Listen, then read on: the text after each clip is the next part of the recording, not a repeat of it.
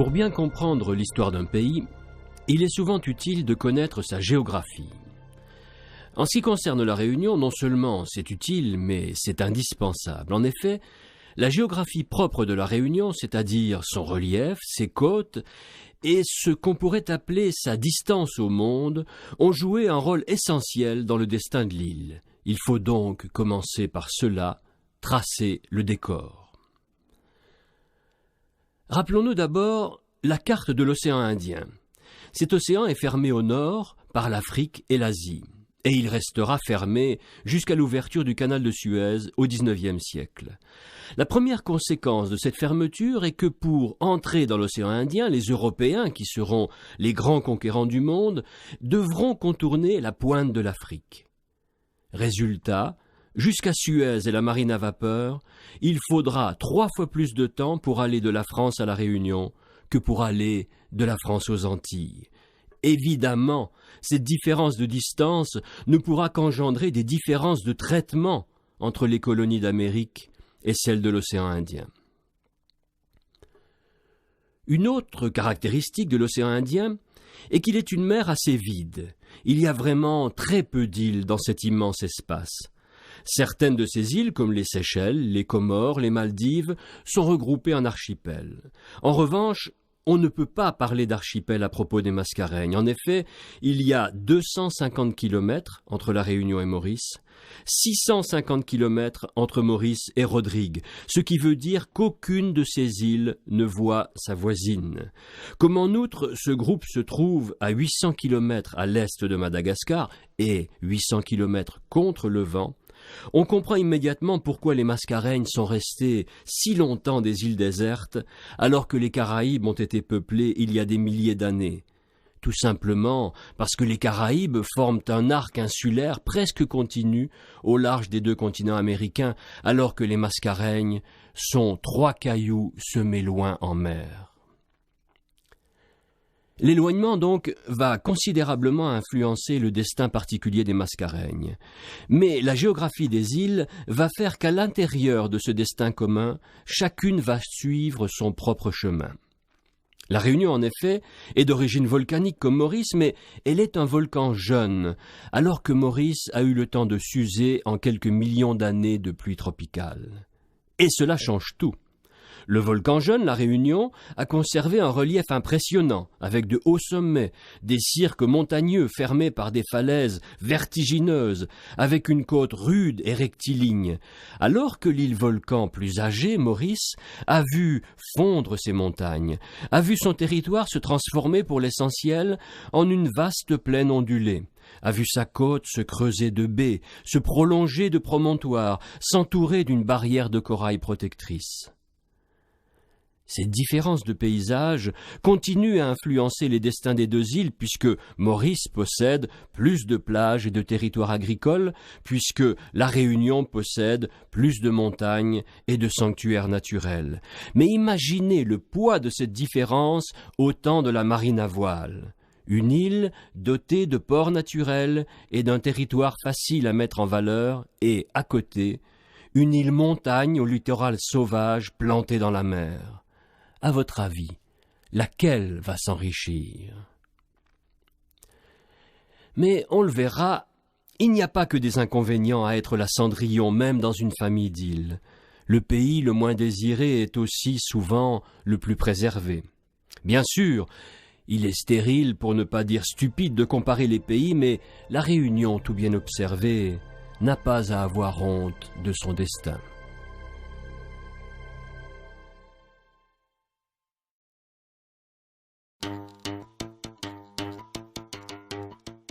On ne sait pas quand les premiers visiteurs ont découvert l'île-montagne déserte qu'était la Réunion. En tout cas, c'est tard dans l'histoire de l'humanité, compte tenu de la distance. Les aventuriers indonésiens qui traversèrent l'océan de part en part pour aller peupler Madagascar il y a 1000 ans ou plus, l'aperçurent-ils? Y firent-ils escale? Rien ne l'atteste. En revanche, on a une preuve du passage des Arabes, ou, pour être plus précis, de navigateurs musulmans dans la région. Car il y a une carte. Sur cette carte, les Mascareignes figurent sous des noms arabes. Or, la carte a été dessinée avant la découverte de ces îles par les Portugais. Il est vraisemblable que ces navigateurs musulmans ne sont pas restés longtemps. En effet, il n'y avait ni ressources naturelles dans l'île, ni peuple avec qui commercer. Les visiteurs de passage se sont sans doute ravitaillés en eau qui coulait si pure des montagnes. Peut-être ont-ils abattu quelques-uns de ces gros oiseaux, ces solitaires lourdeaux qui n'avaient jamais vu d'homme, puis ils sont repartis. Des Chinois aussi sont passés dans la région, mais ils n'ont pas laissé plus de traces que les Arabes. Et puis, au XVe siècle, démarre en Europe ce vaste mouvement de curiosité et d'exploration qu'on appellera les grandes découvertes. Survient alors un double et spectaculaire coup de théâtre. Premier acte, les Portugais, partis premiers dans la course à l'exploration, découvrent qu'il y a une extrémité à l'Afrique. Ils contournent cette extrémité et ils entrent dans l'océan Indien. Nous sommes en 1487. Bartolomeo Diaz passe le cap de Bonne-Espérance. La route des Indes est ouverte aux Européens. C'est un des plus grands événements du millénaire. Et pourtant, cet événement extraordinaire est balayé 5 ans après par le deuxième acte en 1492. Un Génois qui vogue, lui, pour les Espagnols, découvre les Amériques. Et cette découverte de Colomb, brutalement, oriente le regard des Européens dans une autre direction. Bien sûr, ils vont continuer à s'intéresser à ce qu'ils appellent désormais les Indes orientales, puisqu'on vient de découvrir des Indes occidentales. Ils vont même se battre pour avoir leur contrôle, mais cet intérêt restera toujours secondaire par rapport à celui dont les Amériques seront l'objet. À cela, 2 raisons. D'une part, on l'a vu, les Amériques sont beaucoup plus proches de l'Europe que les Indes orientales. D'autre part, il n'y a aux Amériques que des peuples peu organisés ou des empires en décomposition, alors qu'aux Indes, il y a le grand Moghol. Au Japon et en Chine, il y a des empereurs, et ces monarques sont des morceaux autrement difficiles à avaler qu'un roi aztèque. Le résultat de ce basculement instantané et durable du centre d'intérêt des puissances occidentales est que la colonisation de l'océan Indien va être lente, très lente. Les Européens, Portugais en tête, mais vite suivis par les Hollandais, les Français et les Anglais, les Européens donc occupent vite les escales les plus juteuses d'Inde ou d'Afrique, mais les points secondaires sont totalement négligés. Les Mascareignes en particulier ne reçoivent que des visites occasionnelles pendant plus de 100 ans après leur découverte par les Portugais, découverte qui a eu lieu entre 1507 et 1528. En 1638, après un siècle de sommeil donc, les Hollandais prennent possession de l'île centrale, qu'ils vont appeler Mauritius, et les Français prennent possession des 2 autres. Ils vont appeler la plus grosse Bourbon, et la plus petite, ils vont lui laisser son nom portugais de Rodrigues, c'est-à-dire Rodrigue. Encore faut-il savoir que ces prises de possession de 1638 sont des sortes d'occupations par défaut. Les Hollandais utilisent Mauritius comme escale sur la route de l'Orient, mais ils ne la colonisent pas vraiment.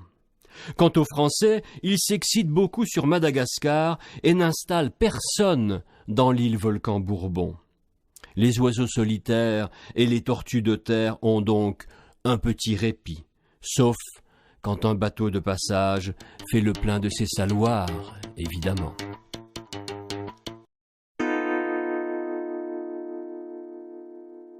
La France n'avait pris possession de la Réunion, qu'elle appelait alors Bourbon, qu'en 1638, c'est-à-dire quelque chose comme 130 ans après sa découverte.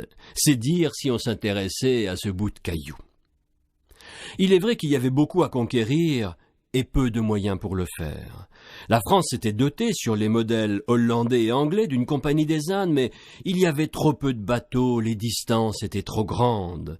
En outre, les meilleures places étaient prises par les autres. Alors, la France s'était rabattue sur une cible secondaire dont elle espérait beaucoup. Cette cible, c'était Madagascar. Et accessoirement, elle avait pris possession de Bourbon et de Rodrigue. Hélas, les choses n'allaient pas bien au comptoir du Fort-Dauphin, la minuscule implantation française à Madagascar. Les colons mouraient comme des mouches, et parfois ils se rebellaient contre un système qui les avait largement trompés.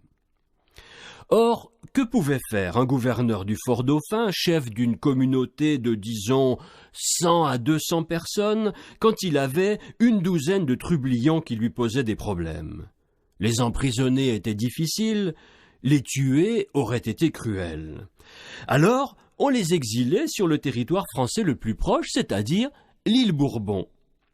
Et à 2 reprises, en 1646 et en 1654, des groupes de ce que la Compagnie des Indes appelait des ligueurs, des mutins, furent en quelque sorte jetés en prison à Bourbon.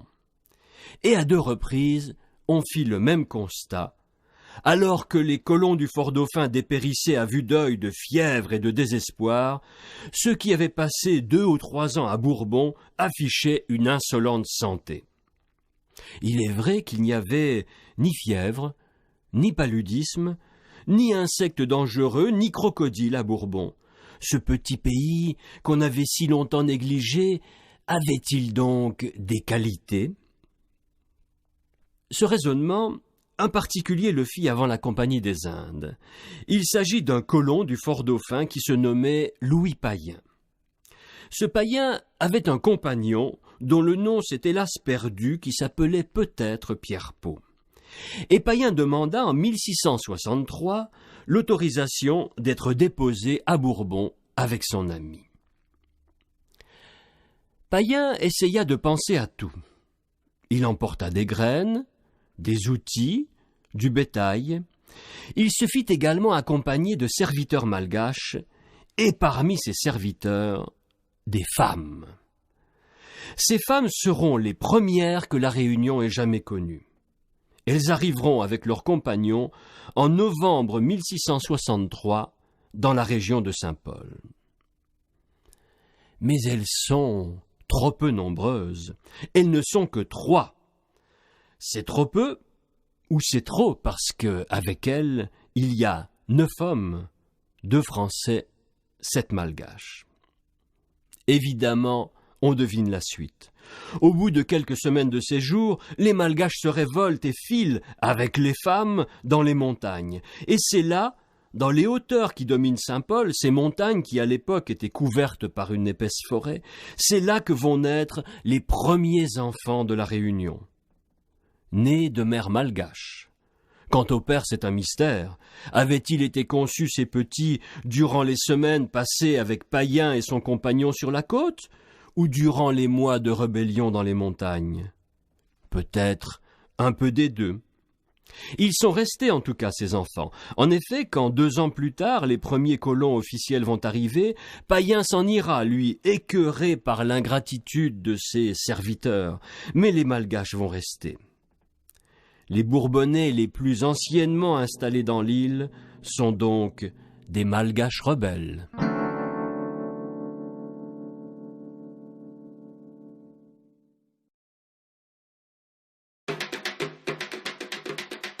En 1665, la Compagnie des Indes orientales fait le même raisonnement que Louis Payen et se dit qu'il serait bien bête vraiment de ne pas coloniser la petite île Bourbon. Au moins, elle pourrait produire quelques vivres pour nos bateaux qui se rendent aux Indes. La compagnie envoie donc ses premiers colons, 20 personnes, en 1665 sous la direction d'un commandant, Étienne Regnault. Regnault et les siens débarquent dans l'ouest, à Saint-Paul, mais ils vont très vite se disperser sur les côtes ouest et nord et créer ce qu'on appelle les premiers quartiers, c'est-à-dire les premières ébauches de villages, à Sainte-Suzanne et Saint-Denis. La population de la colonie va augmenter très lentement. C'est que la compagnie n'a pas beaucoup de bateaux, pas beaucoup de volontaires, et que la modeste Bourbon, malgré son climat paradisiaque, malgré sa nature luxuriante, n'est pas très attractive. En 40 ans, le nombre des Bourbonnais va passer d'une trentaine, les colons de Regnault plus la dizaine de Malgaches de Payen, à seulement 700. Ces si peu nombreux habitants qui ne reçoivent un bateau que tous les 2, 3, parfois 4 ans, se sentent souvent oubliés. Et la longue solitude dont ils sont victimes va les entraîner à d'intéressantes fraternisations. En effet, ces colons manquent terriblement de femmes. C'est logique. Il y a toujours une plus forte proportion de mâles parmi les pionniers. Mais quand ils sont arrivés au but, quand ils ont fini de s'installer dans l'île et qu'ils se disent qu'après tout ils n'y sont pas si mal, ces pionniers aimeraient bien fonder une famille. Alors ils réclament des femmes. On leur en envoie parfois de France, mais c'est si loin la France, il y a, comment dire, du déchet au cours du voyage. Par exemple, l'expédition de 16 filles de la Salpêtrière, des filles de plus ou moins bonne vie, en 1673, cette expédition se solde par l'arrivée dans l'île, après des péripéties qui rempliraient un roman, de 2 personnes du beau sexe seulement, et qui se sont mariées en route. Comme la mère patrie n'envoie pas assez de femmes, il faut en trouver ailleurs. Alors, les colons en mal d'amour font appel à Madagascar, avec laquelle on a gardé des relations, et, ressource plus inattendue, à l'Inde portugaise. C'est ainsi que parmi les dames qui ont été en quelque sorte les grands-mères des Réunionnais, on compte environ 1/5 de Françaises, 2/5 de Malgaches et 2/5 d'Indo-Portugaises. Ces jeunes personnes sont très sollicitées et on constate en consultant les actes d'état civil qu'elles retrouvent immédiatement des époux dès qu'elles sont veuves et que leurs filles sont épousées en très bas âge. Cette pénurie chronique d'épouses potentielles qui durera plusieurs dizaines d'années a un résultat spectaculaire. Alors que la plupart des colonies ont une société très clivée où les maîtres blancs ne se mélangent pas ou peu avec leurs esclaves noirs, Bourbon, dès le départ, est un pays extrêmement métissé. Et métissé non pas de 2 sources, mais de 3. On pourrait même, pour compléter le tableau, évoquer la variété des pères, car aux pauvres colons du début s'ajoutent bientôt des personnages hauts en couleur qui sont des pirates repentis, français mais aussi anglais, hollandais, italiens. Ces gaillards représentaient, à la fin du XVIIe siècle, un chef de famille sur 4. Évidemment, une population aussi disparate ne pouvait pas être absolument disciplinée, d'autant qu'on ne lui envoyait pas toujours des chefs très brillants. Certains de ces chefs furent destitués. L'un fut poussé dans une ravine, c'est la ravine Fleurimont à Saint-Paul, où le gouverneur du même nom, un sinistre petit chef, tomba par hasard. « Vous avez vu, gouverneur, comme c'est profond ? Penchez-vous encore un peu. Hop ! Au revoir, gouverneur. » Un jour, les colons se révoltèrent même en pleine messe, sous l'injonction du curé. La victime de ce coup d'État se nommait le gouverneur Vauboulon. Il périt au cachot, peut-être empoisonné. Bien sûr, la justice finissait par débarquer, mais 2 ans, 3 ans après, on envoyait les meneurs aux galères, mais en attendant, Bourbon avait vécu à sa guise avec ses enfants dorés, et en regardant pousser ses légumes. Hélas, ce temps d'anarchie paradisiaque ne pouvait pas durer éternellement. Un jour, la Compagnie des Indes allait réclamer des comptes.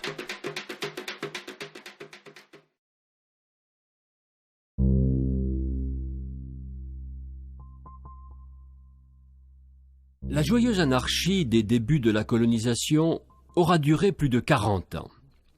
Mais avec l'entrée dans le XVIIIe siècle, l'île Bourbon va peu à peu changer de régime. Il y a à cela une cause essentielle, c'est que les affaires de la France dans l'océan Indien ne sont pas brillantes. Certes, le pays est parvenu à s'implanter en quelques points de l'Inde, mais les comptoirs français ne sont que des positions secondaires par rapport à la puissance britannique. L'exemple de Pondichéry est frappant. Pondichéry est sur la même côte que Madras, le comptoir anglais, mais Madras est infiniment mieux placé. Et surtout, l'autorité centrale britannique, l'East India Company, fait beaucoup plus d'efforts que son homologue française. Résultat, quand Pondichéry a un fortin de palissade, Madras a un fort de pierre. Quand Pondichéry a 500 soldats, Madras en a 8000. On devine la suite. Malgré les efforts de ces hommes brillants que seront François Martin, Dupleix ou la Bourdonnais, l'Inde ne sera jamais française. Alors, la Compagnie des Indes orientales se rabat sur d'autres destinations. Lesquelles ? Il s'avère très difficile de s'implanter en Extrême-Orient, dont les peuples et les souverains sont hostiles aux tentatives d'installation étrangère. L'Est africain est solidement tenu par les Arabes, les Portugais et quelques rois locaux très solides. On a vu ce qu'il en était de Madagascar, dont l'expérience a fini en catastrophe puisque les Malgaches ont massacré en 1674 la moitié de la population du Fort Dauphin et ont obligé les survivants à fuir. Alors que reste-t-il ? Eh bien, il reste Rodrigue et Bourbon. Rodrigue étant trop petite et trop éloignée, on se dit à Paris qu'il faut rentabiliser l'île Bourbon. Et comment cette rentabilisation peut-elle se faire ? Il n'y a à Bourbon aucune ressource naturelle importante. Pas de mines, pas de plantes à haute valeur commerciale. Mais il y a un climat tropical où l'on pourrait faire pousser des plantes venues d'ailleurs. Cette idée, faire pousser dans l'île des végétaux à forte valeur ajoutée, pourrait sembler géniale. Elle va pourtant entraîner la colonie dans une spirale extrêmement dangereuse.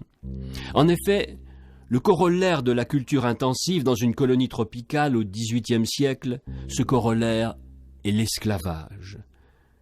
L'esclavage à cette époque fonctionne déjà intensément depuis plus d'un siècle aux Caraïbes. Il semble donc tout à fait naturel au directeur de la Compagnie des Indes de l'étendre à Bourbon. Personne n'imagine que les quelques centaines de colons pourraient produire suffisamment. Personne n'imagine non plus qu'on pourrait faire venir d'autres colons. Non. On va faire appel à des bras bon marché et dociles qu'on ira chercher en Afrique comme pour les Antilles. Et au service de quelle culture vont-ils être ces bras ? À celui du café, dont des pieds sont importés d'Arabie dans les années 1720 et dont la culture est imposée par les gouverneurs. On est donc entré dans le système suivant. Des propriétés de plus en plus vastes produisent massivement une denrée, le café, qui n'est pas consommée sur place, mais qui est exportée, qui se vend donc à des cours que la colonie ne maîtrise pas. Et, pour produire cette marchandise au cours fragile, on importe des dizaines de milliers d'esclaves qu'il faudra bien nourrir. Là aussi, sans être extralucide, on peut deviner ce qui va se passer lorsque le cours du café s'effondrera. Enfin, comme si café plus esclavage n'étaient pas des chocs suffisants, voici que les Hollandais abandonnent l'île Maurice. Voici que les Français en prennent possession en lui donnant le nom d'Île-de-France. Les trois Mascareignes sont donc rassemblées sous le même drapeau. Est-ce une chance pour Bourbon ? Pas du tout, car sa voisine possède ce qu'elle n'a pas, c'est-à-dire des ports naturels. Voilà qui va changer bien des choses.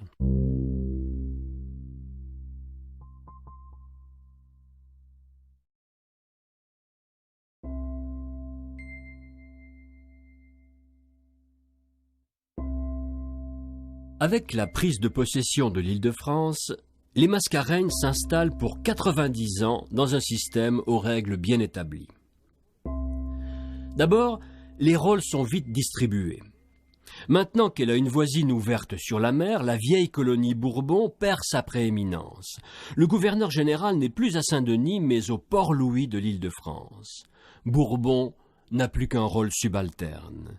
Au Port-Louis, on fait de la navigation, du grand commerce, on arme les navires destinés à agacer les Anglais, on spécule, on s'enrichit. D'ailleurs, les colons de l'Île-de-France sont nettement plus huppés que leurs voisins, et ils ne se mélangent pas, eux, à des femmes de couleur. À Bourbon, on doit se limiter par ordre à 2 objectifs. Premièrement, produire du café pour le marché européen et d'y vivre pour les bateaux de passage, et, accessoirement, faire des enfants pour défendre les intérêts français dans la région. Bien sûr, il y aura quelques gros propriétaires de Bourbon qui armeront des navires, mais cela ne pèse presque rien par rapport à leurs opulents voisins de l'Île-de-France. Produire du café, Bourbon sait le faire. Elle est même pour quelque temps le premier producteur mondial. Pour quelque temps seulement, car très vite, d'autres régions vont apprendre à cultiver les précieux arbustes. Des régions moins éloignées de l'Europe, qui pourront donc produire à moindre coût. Cette concurrence croissante provoquera l'effondrement du café Bourbon au début du XIXe siècle, après 90 ans seulement de prospérité. En attendant, l'île s'installe dans un mode de vie qui aura la peau dure. Le territoire est découpé en fonction du relief, en concessions qui sont délimitées non pas en carrés ou en rectangles, mais en immenses triangles. Ces parts de fromage vont du battant des lames, c'est-à-dire du bord de mer, au sommet des montagnes. Les colons défrichent des pans de plus en plus vastes de la forêt qui couvrait ces concessions. Sur les centaines d'hectares ainsi défrichés, on cultive le sacro-saint café, puis d'autres plantes rares importées d'autres régions du monde, notamment le girofle.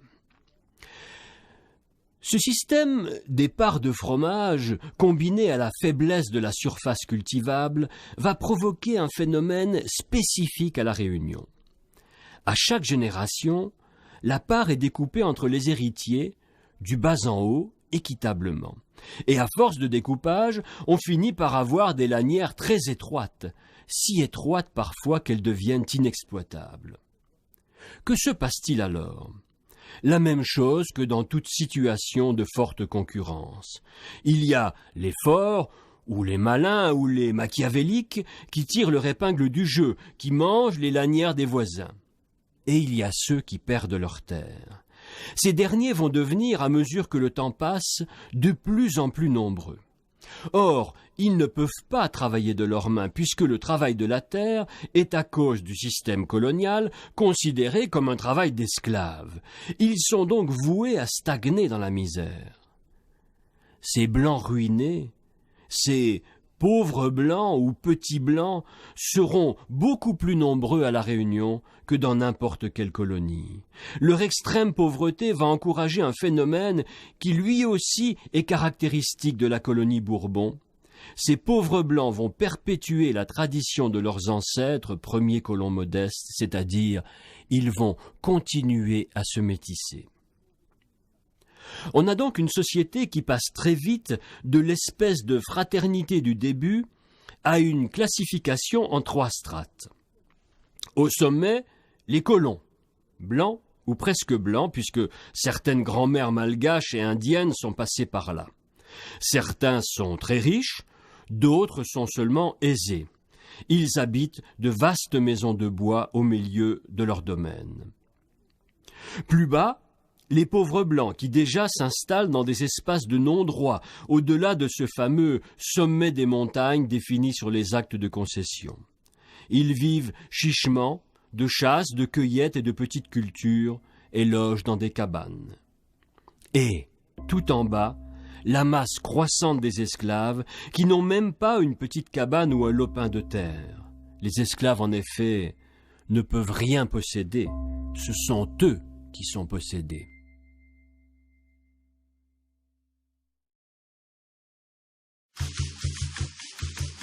On peut se demander, avec le recul du temps, pourquoi les puissances coloniales ont eu recours à l'esclavage.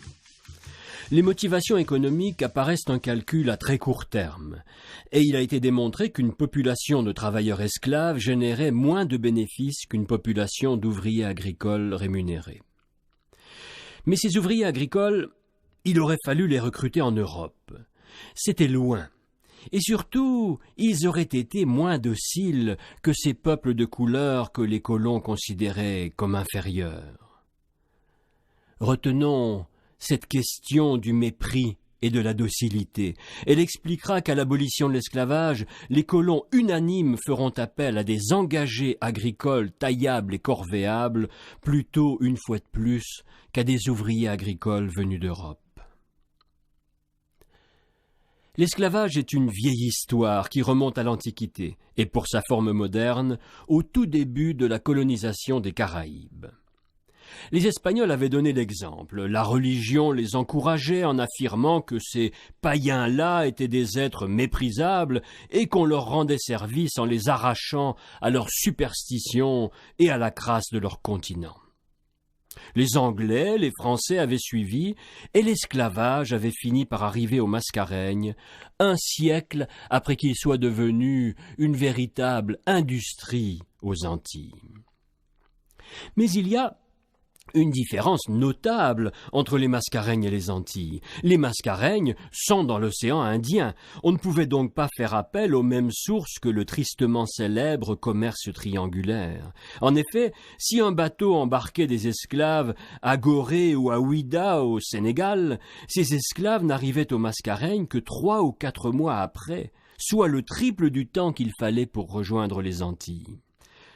Un voyage aussi long pour des malheureux qui étaient entassés à fond de cale, serrés comme des sardines, provoquait des pertes humaines désastreuses. Les Mascareignes ne puisaient donc que très peu d'esclaves en Afrique de l'Ouest, pas par humanité, mais pour cause de rentabilité commerciale. Alors, quelle source pour les Mascareignes? Eh bien, encore l'Afrique, mais de l'Est. La moitié environ des esclaves des Mascareignes ont été recrutés sur l'immense littoral qui s'étale de l'Éthiopie à l'Afrique du Sud.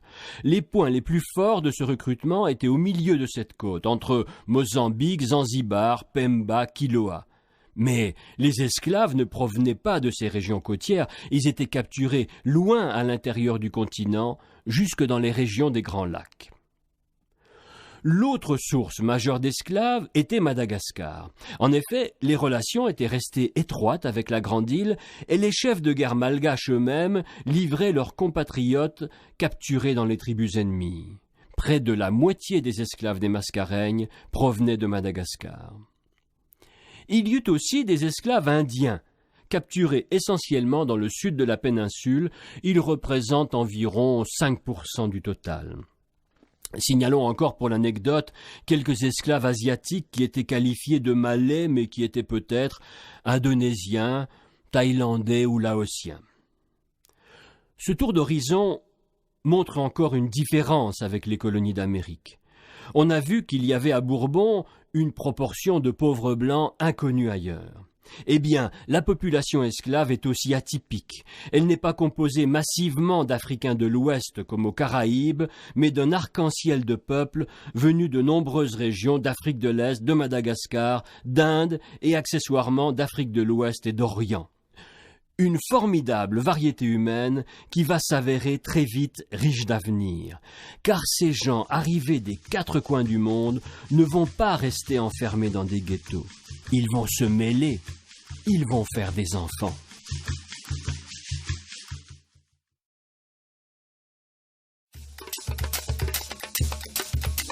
Il est évidemment très difficile de résumer les milliers de destins individuels qu'ont été les vies d'esclaves à Bourbon.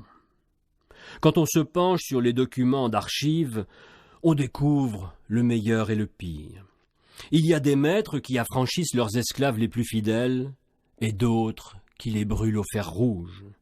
Il existe bien une loi qui s'appelle le Code noir et qui prévoit un certain nombre d'obligations de la part des maîtres en matière de nourriture, de vêtements, et qui limite les peines corporelles, mais la loi, on le sait bien, n'est pas toujours respectée.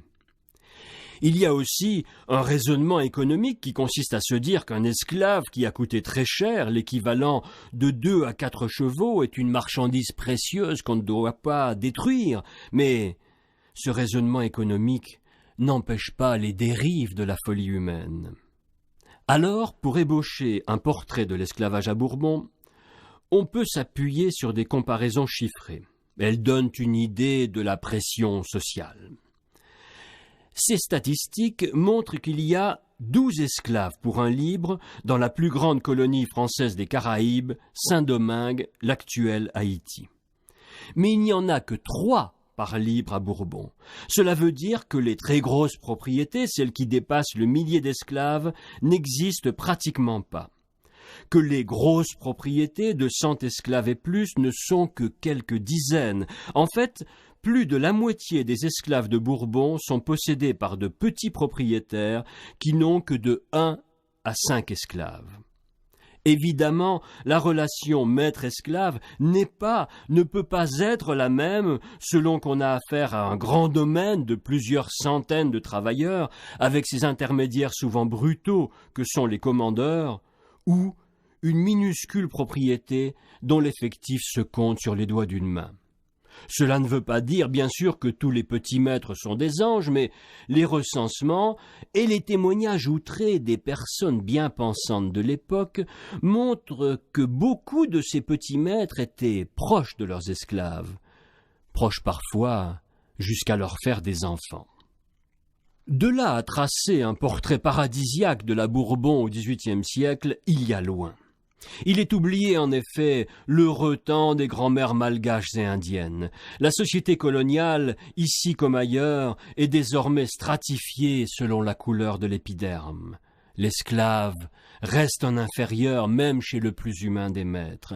Il reste la propriété de son maître, au même titre qu'un mulet ou une charrette. Surtout, cet esclave doit rester dans le chemin étroit de l'obéissance. Les indisciplines, la révolte, la fuite sont sévèrement réprimés. Les cas de désobéissance sont nombreux, et souvent l'estimation de la peine se fait selon le bon ou le mauvais vouloir des maîtres. On devine que certains sont moins tolérants que d'autres.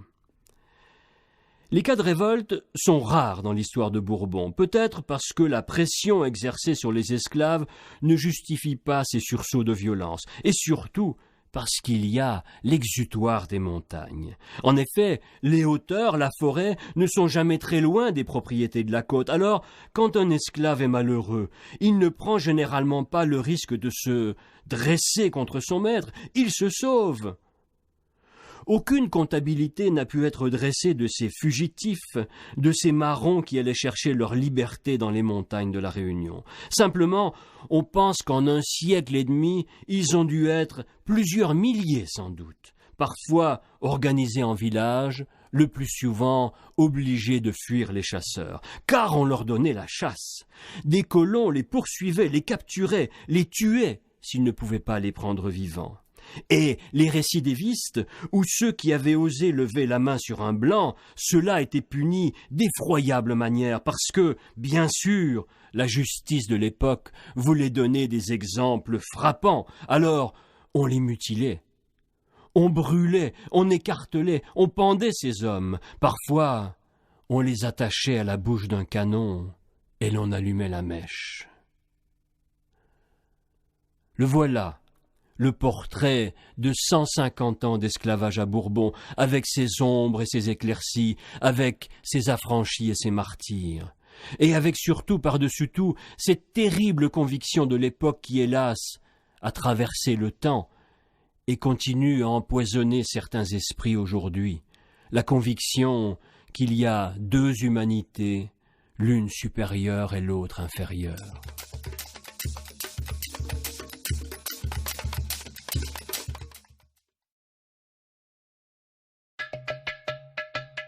La Compagnie des Indes, dont on s'en souvient, n'avait réalisé qu'une toute petite partie de ses ambitions. Et une série de guerres désastreuses va finir d'anéantir quasiment son réseau de conquête.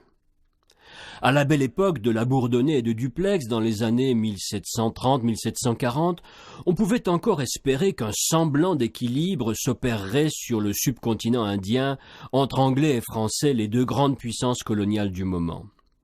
Hélas, la France, pays continental, ne consacre pas à la conquête coloniale les moyens que déploie la Grande-Bretagne, pays insulaire. Une autre guerre, 20 ans après la Bourdonnais, se solde par un désastre sans précédent. Tous les comptoirs français de l'Inde sont pris, et quand la Grande-Bretagne les restitue à la signature de la paix, ces comptoirs sont émasculés. On a détruit leurs forts et ils n'ont pas le droit d'étendre leur influence au-delà des murs des villes. Autant dire qu'ils ne servent pratiquement plus à rien. En outre, les Anglais, en paix mais pas réconciliés, soumettent ces comptoirs à un blocus économique sévère qui fait chuter leur rentabilité. En résumé, l'Inde ne rapporte plus rien. Or, le commerce indien était la première ressource de la compagnie. Dès lors, elle s'effondre, elle entre bientôt en cessation de paiement, elle déclare forfait. Et le roi de France récupère ce qu'il lui avait donné en concession, c'est-à-dire tous les territoires de l'Orient, y compris les Mascareignes. Qu'est-ce que le nouveau régime modifie dans la vie des îles en cette année 1767 où le pouvoir royal remplace celui de la compagnie moribonde? À vrai dire, pas grand-chose. Un duumvirat composé d'un gouverneur et d'un intendant remplace le gouverneur unique de la période précédente. Mais hormis cela, rien ne change. La direction générale est toujours à l'Île-de-France. Les rôles sont toujours bien partagés, l'agriculture à Bourbon et la marine, la guerre et le commerce à l'Île-de-France. L'économie de Bourbon repose comme auparavant sur des cultures d'exportation qui sont le café et bientôt les épices. Quant à l'esclavage, évidemment, il prospère plus que jamais. Une petite idée de la population à cette époque. 30 000 habitants à Bourbon, dont plus de 22 000 esclaves. Quel chemin parcouru depuis les 700 habitants du début du siècle. Mais ce n'est qu'un début puisque le renforcement des diverses productions et l'avènement de la canne à sucre vont doubler ce chiffre en 25 ans. Décidément, Bourbon s'installe de plus en plus dans un système de plantation coloniale.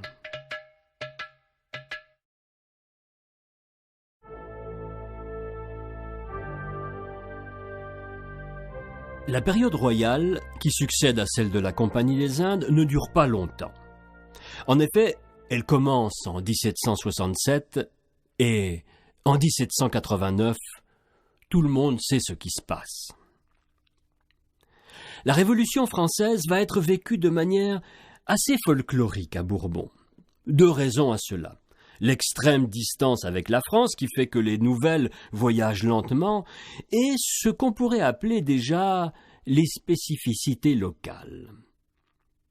Un résultat de l'extrême distance est que les événements parisiens, plutôt tourbillonnants, ne sont connus qu'avec un retard considérable selon la vitesse des bateaux qui varie de 4 à 6 mois. Ce qui fait que quand l'île apprend que Danton est l'homme du moment, Danton est quasiment mort.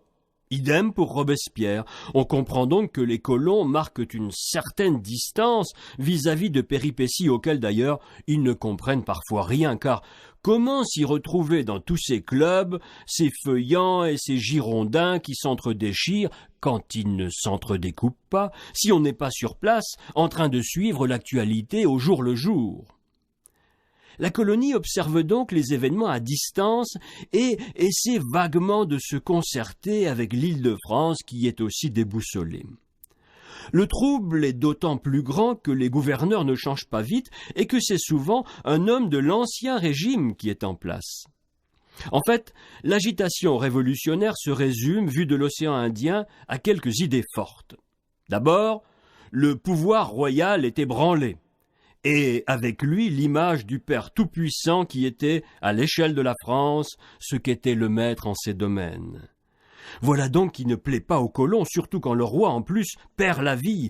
Quel fâcheux exemple donné par les Parisiens. Autre image, le peuple a la parole. Elle sera reprise par les plus révolutionnaires des colons. Ils représentent la classe des petits propriétaires, lesquels n'ont pas voix au chapitre et sont méprisés par les gros. Ces petits propriétaires réclameront une parcelle de pouvoir. Ils l'obtiendront même très brièvement en 1794, quand les sans-culottes de la colonie seront aux commandes. Mais leur interprétation de la liberté sera restrictive. Liberté pour eux-mêmes, les petits colons, certes, mais pas pour les esclaves. Les esclaves, n'est-ce pas, ce ne sont pas des gens. Ces visions très schématisées réduisent le débat politique local à une partie de bras de fer entre les ultra-conservateurs, c'est-à-dire la majorité des gros colons, et les conservateurs modérés, les petits colons. Pas de vrais libéraux dans cette empoignade. Pas de sang non plus. Les quelques événements qui agitent le pays, comme l'arrestation du gouverneur Duplessis d'Ancien Régime ou quelques soulèvements de quartier, tiennent plus du cloche-merle que de la Grande Terreur. On ne dresse pas la guillotine à Saint-Denis, et les conflits se terminent toujours par des politesses. En fait, tout le monde est d'accord sur le fond, qui est que le système colonial ne doit pas être modifié. Finalement, qu'est-ce qui aura changé quand la tourmente aura été traversée et qu'un pouvoir central à poigne, celui de Bonaparte, remplacera les turbulents révolutionnaires? Les petits colons seront un peu plus respectés, à peine. Les esclaves auront un sort légèrement amélioré parce que, tout de même, les idées de Paris auront un peu pénétré. Et surtout, l'île aura changé de nom. Elle ne pouvait plus s'appeler Bourbon puisque c'était le nom de la famille royale. Alors, Paris a décidé de la rebaptiser la Réunion en 1794. Beau symbole, mais largement prématuré. Le peuple de la colonie, en cette fin du XVIIIe siècle, est loin d'être uni.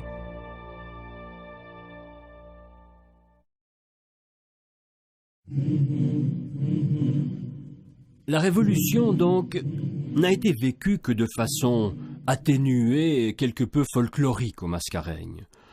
On s'est un peu chamaillé, mais ce n'était là que querelles de famille qui n'ont jamais dégénéré en conflits véritables. Pourquoi ? Parce que l'île Bourbon, devenue la Réunion en 1794, avait trop d'inquiétudes pour s'offrir le luxe d'une guerre civile. Inquiétudes extérieures, puisque la guerre avait recommencé avec les Anglais et qu'une fois de plus, les bateaux ennemis étaient beaucoup plus présents dans l'océan Indien que les forces françaises.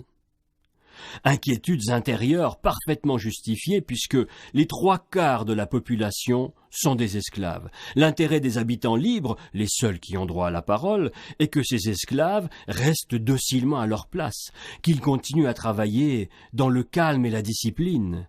Les colons font donc écran aux idées de Paris. Liberté, égalité, fraternité, c'est peut-être bon là-bas, disent-ils, mais pas chez nous. Cette frilosité, cette peur de faire des vagues, pour reprendre une expression moderne, explique que certains hommes politiques libéraux réclament très fort la liberté pour eux, sans évoquer jamais la possibilité de cette même liberté pour les esclaves.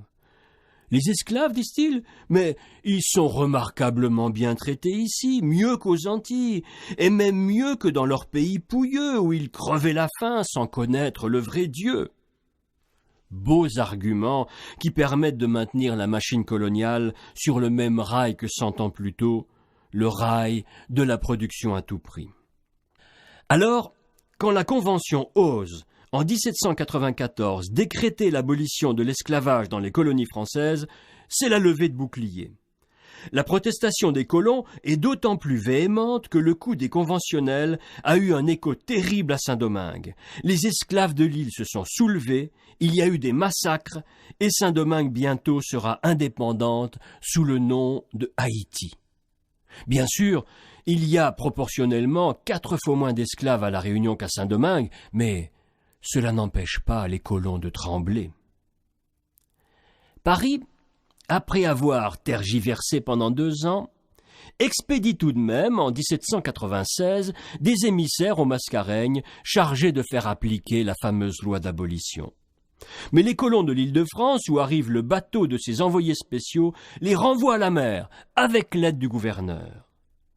C'est une situation extrême. Un gouverneur, en principe chargé de faire appliquer les directives gouvernementales, qui s'oppose aux ordres. Des îles qui refusent le statut de département qui a normalement été voté pour elles. Des colons qui, à Bourbon, disent qu'il vaut mieux se donner aux Anglais qu'obéir à Paris. Finalement, ce n'est pas contre le roi que les Mascareignes sont en révolution, mais contre la révolution elle-même.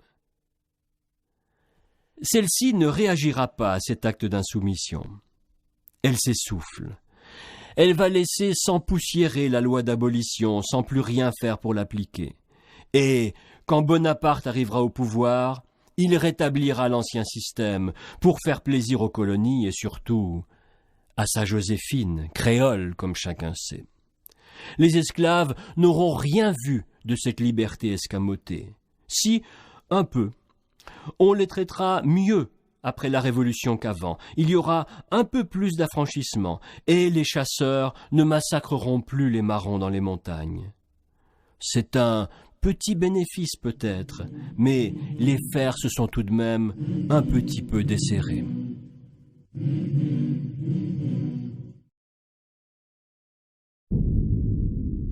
Après un épisode révolutionnaire qui les avait beaucoup dérangés avec ses slogans de liberté et d'égalité, les colons des Mascareignes retrouvent avec délice à partir de 1802 un système central fort.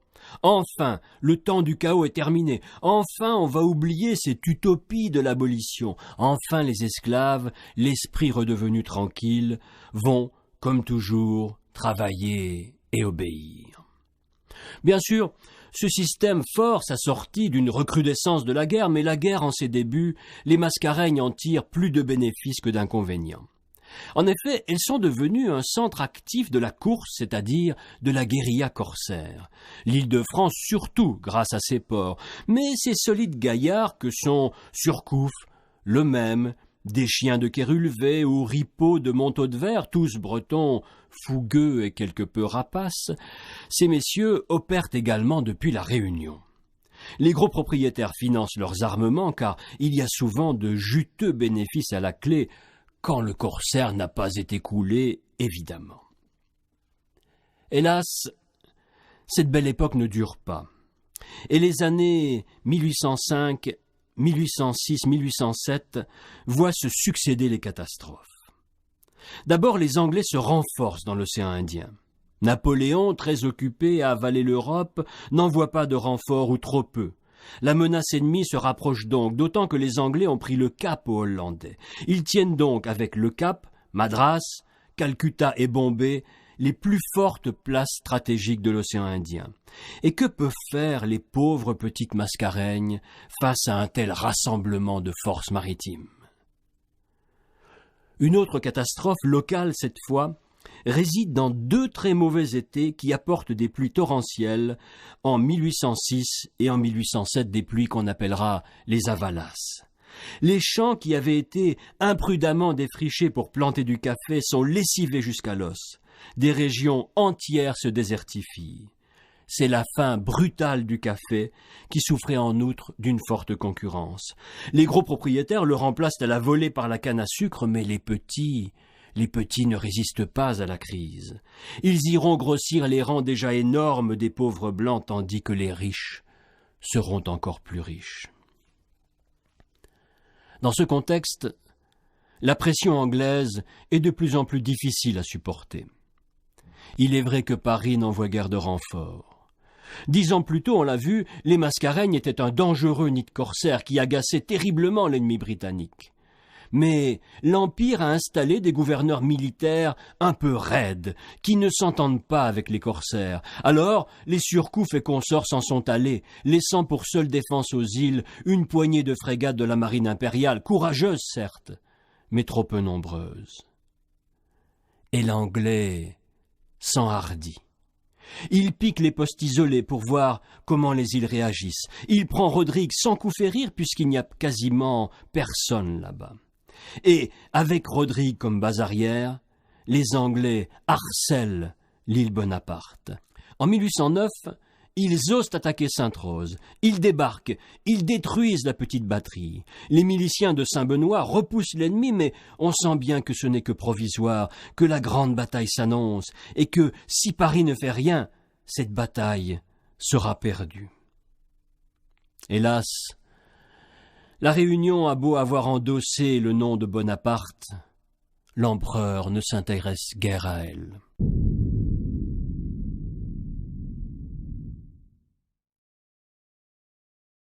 En 1809, l'empereur caracole en Europe. Il est à l'apogée de sa puissance. Il a plié le continent sous sa botte. Mais de ses colonies, il ne se soucie guère. L'empereur n'aime pas la mer. Les Mascareignes ne peuvent donc compter que sur leur maigre force. Or, elles ont trop peu de soldats à terre, trop peu de fusils, trop peu de canons, et en mer, elles ne possèdent qu'une petite douzaine de bateaux.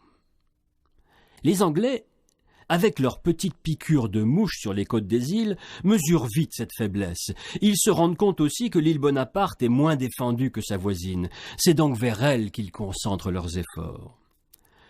On a vu qu'ils avaient pris Rodrigue. Celle-ci leur sert de point d'appui pour une audacieuse opération amphibie.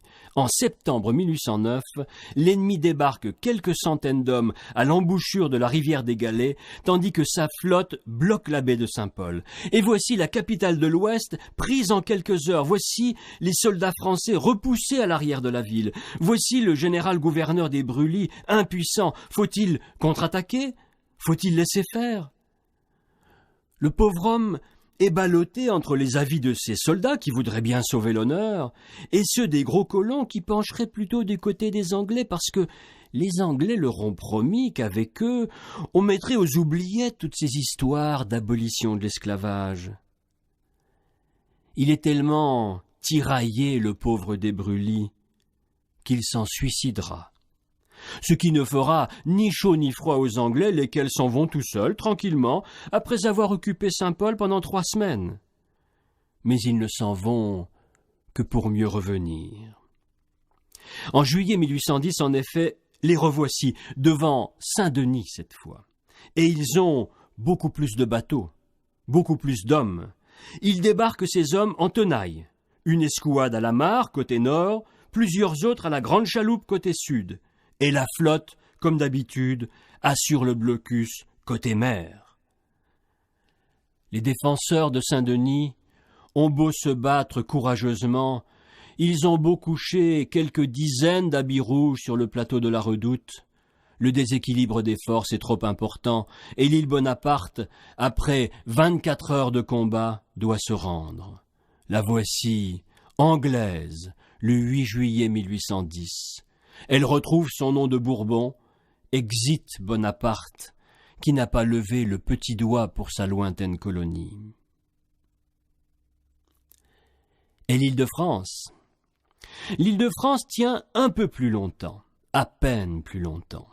D'abord, il y a cette belle bataille d'août 1810 au Grand Port, une bataille où s'illustre un Réunionnais, Pierre Bouvet. Bouvet venge un peu l'honneur de son île perdue en infligeant une défaite humiliante à la flotte britannique. Une victoire 4-0. C'est la seule victoire navale de toutes les guerres napoléoniennes. Bravo, monsieur Bouvet. Mais que pèse la prise de 4 navires quand les Anglais sont capables d'en aligner 70? 70 bateaux. C'est en effet la flotte terrible, imposante qui se présente au nord de l'Île-de-France à la fin de novembre 1810.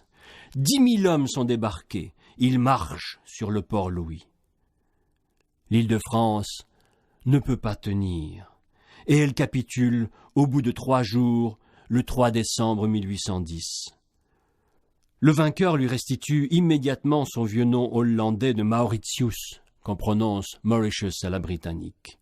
Désormais, les 3 Mascareignes sont anglaises. Et comme les Seychelles et les comptoirs de l'Inde sont tombés, en cette fin de 1810, il n'y a plus aucune terre française dans l'océan Indien.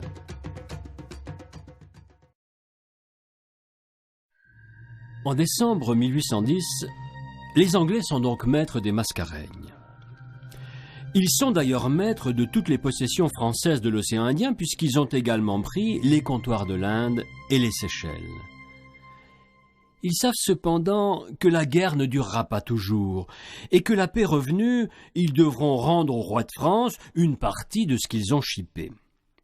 Leur administration est donc à 2 vitesses. Elle est plus présente dans les territoires qu'ils ont l'intention de conserver, comme l'Île-de-France, et plus relâchée dans les territoires qu'ils ont prévu de rendre, comme Bourbon. À Bourbon, il n'y a qu'un gouverneur et une maigre garnison. Les Anglais ne craignent pas que l'île se révolte pour une bonne raison. La plupart de ceux qui y détiennent le pouvoir sont ravis de cette occupation qui stabilise le bon vieux système colonial. Ils n'ont même été jamais aussi heureux, ces hommes de pouvoir, depuis 1789. Il se trouve bien quelques membres des bonnes familles pour refuser de prêter serment au roi d'Angleterre, ce qui les oblige à l'exil, mais ces patriotes ne sont qu'une poignée. Dans sa majorité, Bourbon se trouve très bien de son nouveau régime. Ou s'en moque. Ou n'a pas, comme la masse énorme des esclaves ou des pauvres blancs, les moyens de protester. Le régime anglais va durer 5 ans, jusqu'à la chute de Napoléon en 1815. Aucun événement saillant ne va le marquer. Les Anglais ne construisent rien, n'investissent rien dans cette île où ils ne sont que de passage. Si, il y a un terrible fait divers. En 1811, le gouverneur britannique réprime sauvagement la révolte d'esclaves de Saint-Leu, qui n'avait fait que 2 victimes du côté des colons. Un châtiment exemplaire, 30 condamnations à mort. On l'a dit, l'occupant anglais ne veut pas de vagues. Et 1815 arrive. L'empereur, loin là-haut, se rend.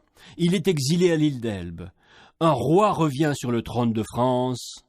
C'est la paix. L'Angleterre rend à la France quelques-unes des colonies qu'elle lui avait prises. Elle rend Bourbon, qui n'a pas de port, mais elle garde Mauritius, qui en a plusieurs, et elle garde Rodrigue, qui est la clé de Maurice. Voici les cartes géostratégiques redistribuées.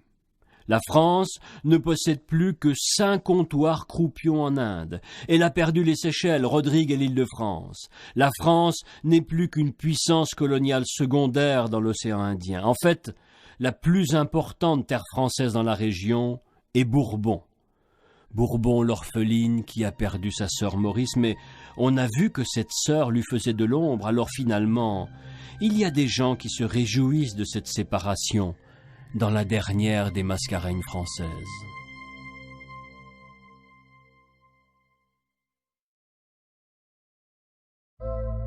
En 1815, l'île Bourbon se retrouve seule terre française dans l'océan Indien. On peut lui ajouter les comptoirs de l'Inde, mais ces comptoirs ne pèsent plus rien. Du coup, elle reprend de l'importance, la petite île Bourbon.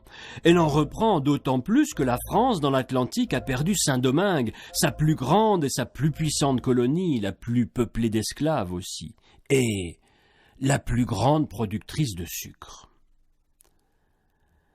Un malheur peut être bon à quelque chose, et la perte de Saint-Domingue va offrir une chance énorme aux autres colonies. En effet, désormais, la France manque de sucre, il faut donc en produire ailleurs, et vite.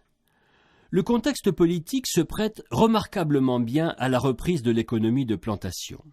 Il est bien terminé l'épisode turbulent de la Révolution où les colons se demandaient quelle lubie Paris allait pouvoir inventer. Terminé la guerre aussi. Allons, on peut remettre tous ces esclaves au travail dans une ambiance d'ancien régime enfin retrouvé et leur faire produire à ces esclaves la canne à sucre qui envahit les basses pentes de Bourbon. Fini le café, vive la canne et au travail tous, sinon le fouet. Ce tableau doit être nuancé cependant, car la Révolution a tout de même laissé quelques traces. Elle n'a pas aboli l'esclavage, mais elle a fait sentir que cette abolition était possible, qu'elle était même probable un jour. Ils ont beau essayer de repousser ce jour au calende grec, les propriétaires ont tout de même mis un peu d'eau dans leur vin. Ils maltraitent un peu moins leurs esclaves, ils les affranchissent un peu plus. C'est d'ailleurs à cette époque que se met à gonfler une classe intéressante, celle des libres de couleur. Ces libres, parfois métis, sont des esclaves affranchis ou leurs descendants. Et beaucoup de ces esclaves affranchis sont ce qu'on appelle d'anciens esclaves à talent, c'est-à-dire qu'ils ont un métier, qu'ils pratiquent ce métier, qu'ils gagnent leur vie, et que certains arrivent parfois à tellement bien la gagner qu'ils achètent un lopin de terre, une petite maison. Les plus riches de ces libres de couleur vont même, pour bien montrer leur réussite, jusqu'à acheter des esclaves. Il est intéressant de comparer la montée de cette ébauche de classe moyenne de couleur avec la chute irrépressible des pauvres blancs, qui sont de plus en plus nombreux, de plus en plus malheureux. Voilà bien un paradoxe de la colonie Bourbon, des blancs plus pauvres que certains noirs. Il donnera d'intéressants résultats, ce paradoxe, car il facilitera le métissage beaucoup plus que n'importe où ailleurs. Elle travaille donc, cette île Bourbon. Elle défriche, elle plante, elle s'enrichit dans la paix retrouvée. Elle vend ses épices, son sucre, sa vanille, elle commence à se doter de belles maisons en bois plantées comme des châteaux sur les grands domaines et le long des rues chics dans les principales villes.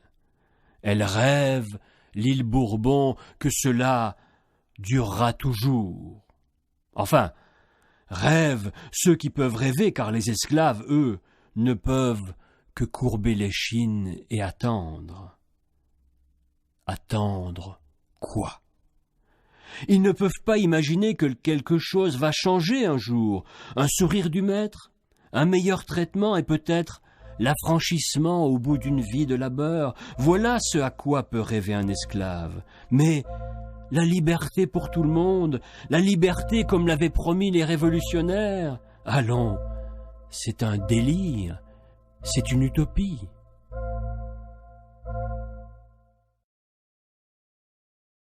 L'utopie de l'abolition se rapproche pourtant, après 1815. C'est que, même si on est revenu à un ancien régime, les idées de la Révolution n'ont pas été effacées.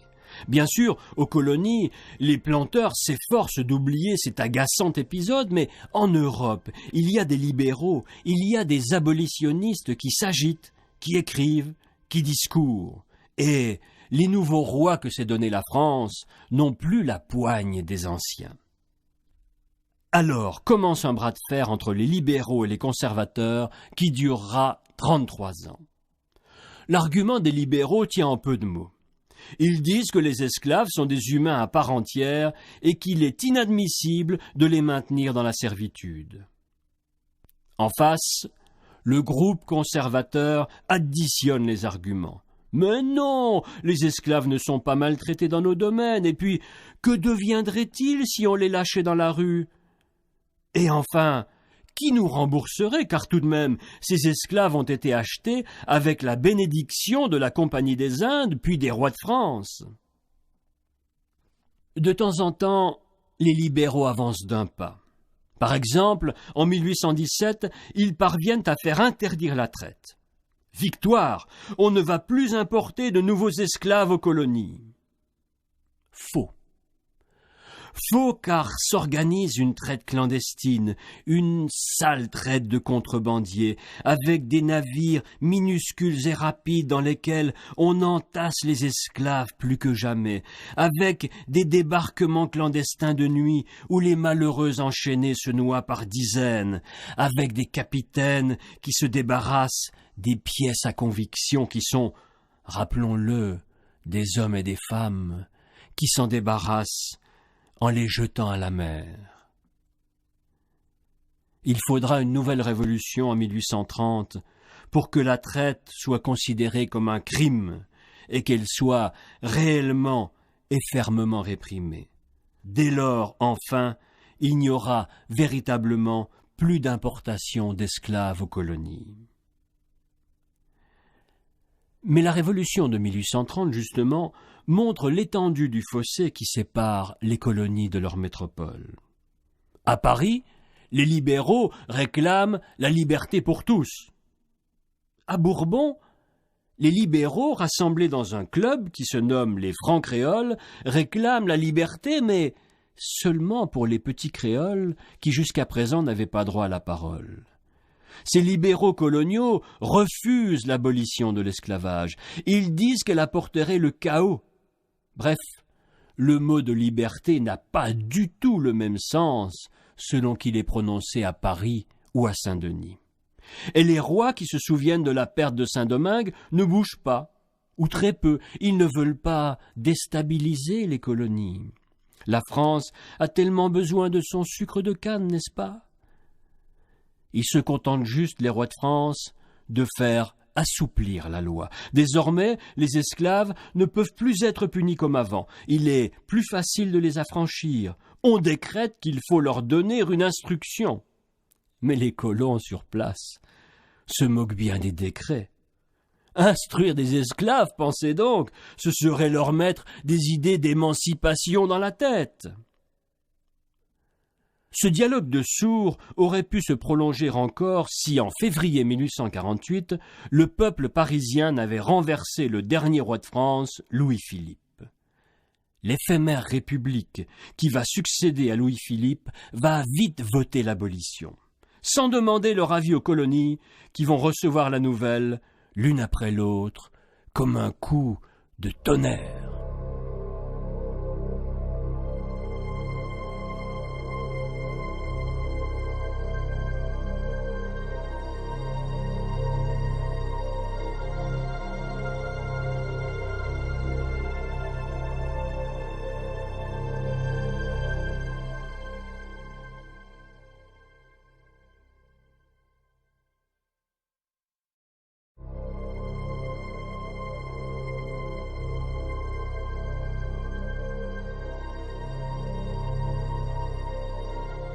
En 1848, l'île Bourbon, qui avait changé d'identité bien des fois au cours de son histoire, redevient La Réunion, comme sous la Révolution française, et c'est définitif cette fois.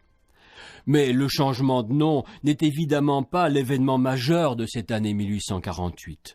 Le bouleversement est autre. Il concerne 3 habitants sur 4 dans l'île. C'est l'abolition de l'esclavage, votée en avril, annoncée en octobre, appliquée en décembre.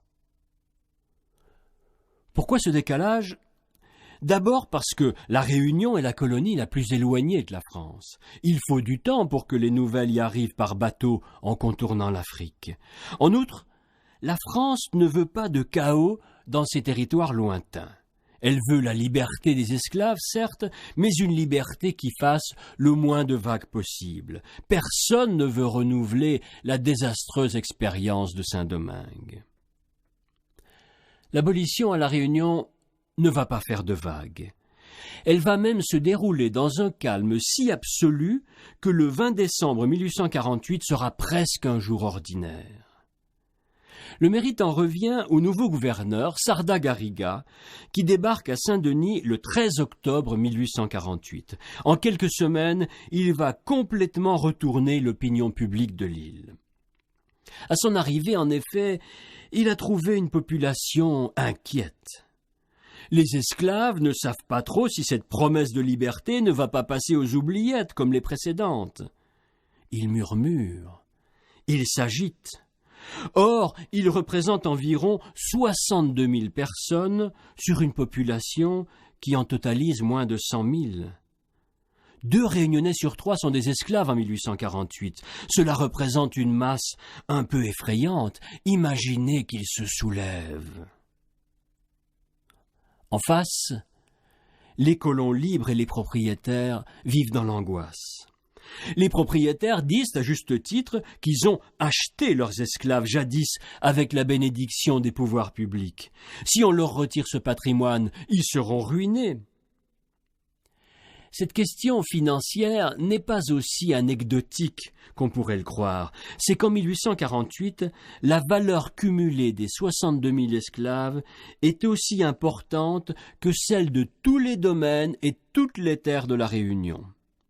Si ce colossal investissement est en quelque sorte confisqué, s'il faut salarier des travailleurs, il y aura un crash économique auquel beaucoup de petits propriétaires ne pourront pas résister. Enfin, dernier argument, même ceux qui ne possèdent pas d'esclaves, comme la plupart des pauvres blancs ou des libres de couleur, craignent que l'île devienne la proie de troubles et de violences. Sarda Garriga possède sans doute un grand pouvoir de persuasion car il va rassurer tout le monde en très peu de temps. D'abord, il rencontre les représentants des grands propriétaires, puis il va à la rencontre du peuple en faisant une vaste tournée dans l'île, la plus grande tournée d'information politique que la Réunion ait jamais connue. Et, à tous, il martèle les mêmes idées. La sécurité sera garantie, le travail continuera, les propriétaires seront remboursés. Pour ce qui est du remboursement, Sarda s'avance un peu car il ne maîtrise pas les cordons de la bourse. En revanche, il organise assez bien la continuité du travail. Cette continuité repose sur un principe qui est le suivant. La liberté se mérite, et elle se mérite par le travail. Aux 62 000 esclaves, Sarda Garriga répète qu'ils vont être libres, mais que cette liberté n'est pas celle de ne rien faire. Il va falloir travailler pour vivre. Et pour s'assurer que ce travail sera accompli, Sarda Garriga instaure un contrôle sous la forme de livrets d'engagement que les futurs affranchis devront posséder. Sinon, ils seront considérés comme des vagabonds et risqueront la prison.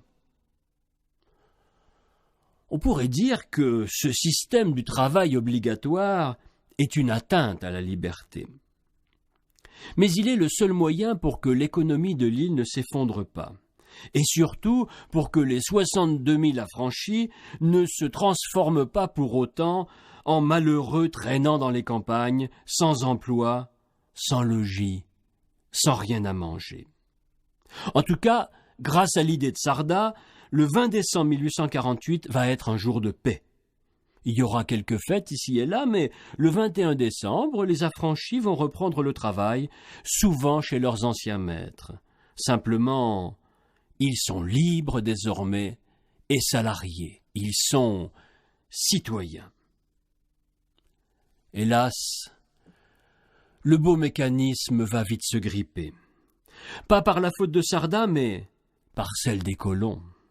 Le gouverneur se faisait des illusions sur la nature humaine en imaginant que la Réunion allait aussi vite mériter son nom.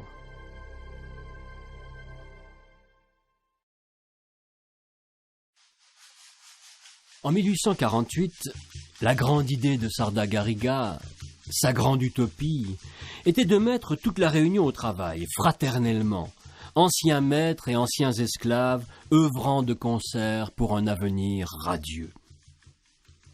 C'était oublier la nature humaine et les mauvais plis accumulés en un siècle et demi d'exploitation de l'homme par l'homme. Beaucoup de propriétaires, en effet, n'ont pas digéré le fait que les esclaves d'hier sont désormais des citoyens, des égaux sur le plan politique.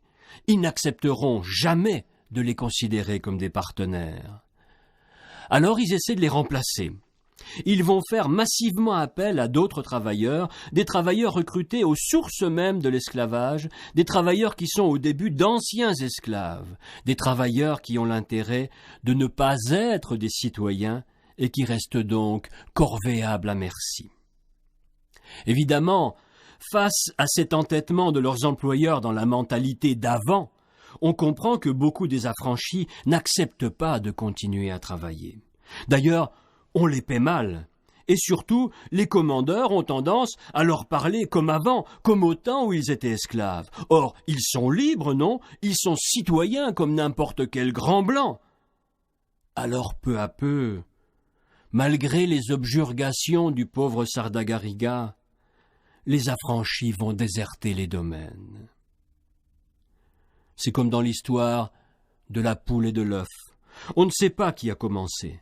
Les propriétaires ont-ils été les premiers à dire que les affranchis étaient paresseux? Ou les affranchis ont-ils été les premiers à dire que les propriétaires étaient restés des esclavagistes? Toujours est-il que le grand malentendu va être désastreux pour beaucoup de gens, sauf pour les riches naturellement. Du côté des affranchis, on va assister à une fuite massive des domaines. Les déserteurs vont partir dans les forêts comme leurs ancêtres marrons, ou s'agglutiner à la bordure des villes. Quel que soit leur choix, c'est celui de la misère. La sous-nutrition, les mauvaises conditions de vie vont vite décimer cette population. Du côté des petits colons, la pauvreté frappe également. En effet, le gouvernement français tarde terriblement à leur rembourser la valeur de leurs esclaves, et quand il le fait, ce remboursement n'est que partiel. Résultat, Beaucoup de petits colons, n'ayant pas les moyens de salarier des travailleurs, sont ruinés, obligés d'hypothéquer, de vendre. Ils iront grossir la masse déjà préoccupante des pauvres blancs. Et ce sont les riches qui récoltent. Le résultat économique de l'abolition est spectaculaire. Le nombre des petites propriétés diminue considérablement. La surface des grandes propriétés s'agrandit. Heureusement, il y a un résultat social. L'esclavage, enfin, a été balayé. Mais les vieilles mentalités ont-elles été balayées, elles? Non. Comme le prouvera le comportement des propriétaires avec les engagés, la nouvelle classe servile de la colonie Réunion.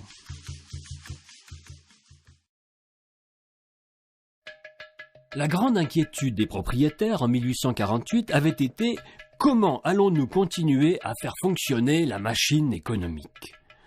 On était en plein essor de la canne à sucre, il fallait que le travail continue à être assuré, que l'argent continue à rentrer. Or, la canne à sucre, comme la plupart des cultures coloniales, repose sur une forte main-d'œuvre. Certains propriétaires, avant même l'abolition, avaient postulé que les esclaves affranchis ne seraient pas de bons travailleurs. À partir du moment où ils n'y seront plus obligés, ils déserteront les champs, disaient-ils. Et, sans attendre Sardagariga, sans attendre la loi de 48 qu'il pressentait, ces propriétaires-là avaient fait venir d'Afrique et de Madagascar une classe très particulière d'ouvriers agricoles qu'on appelait les engagés. Ces engagés, qui étaient quelques milliers avant 1848, vont devenir des dizaines de milliers après 1848. On estime qu'en 35 ans, de 1848 à 1882, il y a eu un peu plus de 30 000 engagés originaires d'Afrique et de Madagascar et plus de 120 000 originaires d'Inde. L'engagisme sera la plus rapide et la plus massive introduction de population de toute l'histoire de la Réunion. Alors, pourquoi des engagés ? Parce que, pensent les propriétaires, ils seront plus dociles que les affranchis de 48, ces affranchis auxquels on attribue tous les défauts de la terre maintenant qu'ils sont libres, à commencer par celui de la paresse. Le choix de l'engagisme montre bien que les mentalités n'ont pas changé dans la Réunion d'après 48. Ceux qui tiennent la barre veulent toujours une main-d'œuvre bon marché et docile. Ils perpétuent donc l'orientation sociale et économique prise un siècle et demi plus tôt, quand la Compagnie des Indes avait décidé de rentabiliser la colonie. Une orientation qui consiste à produire massivement des denrées destinées à l'exportation. À l'époque, c'était le café, maintenant c'est le sucre. Et, pour produire ces denrées, à faire appel à une masse mal payée et surchargée de travail. Ce choix était déjà dangereux en 1700 ou 1720. Il l'est encore plus en 1850. En effet, non seulement la Réunion importe massivement de nouveaux travailleurs qu'il lui faudra maintenant salarier, mais elle n'utilise pas, elle refuse d'utiliser ces anciens travailleurs, les affranchis. C'est un double gaspillage qui va mener la colonie à la catastrophe. En effet, quand les cours du sucre vont s'effondrer, tout le système va s'effondrer avec.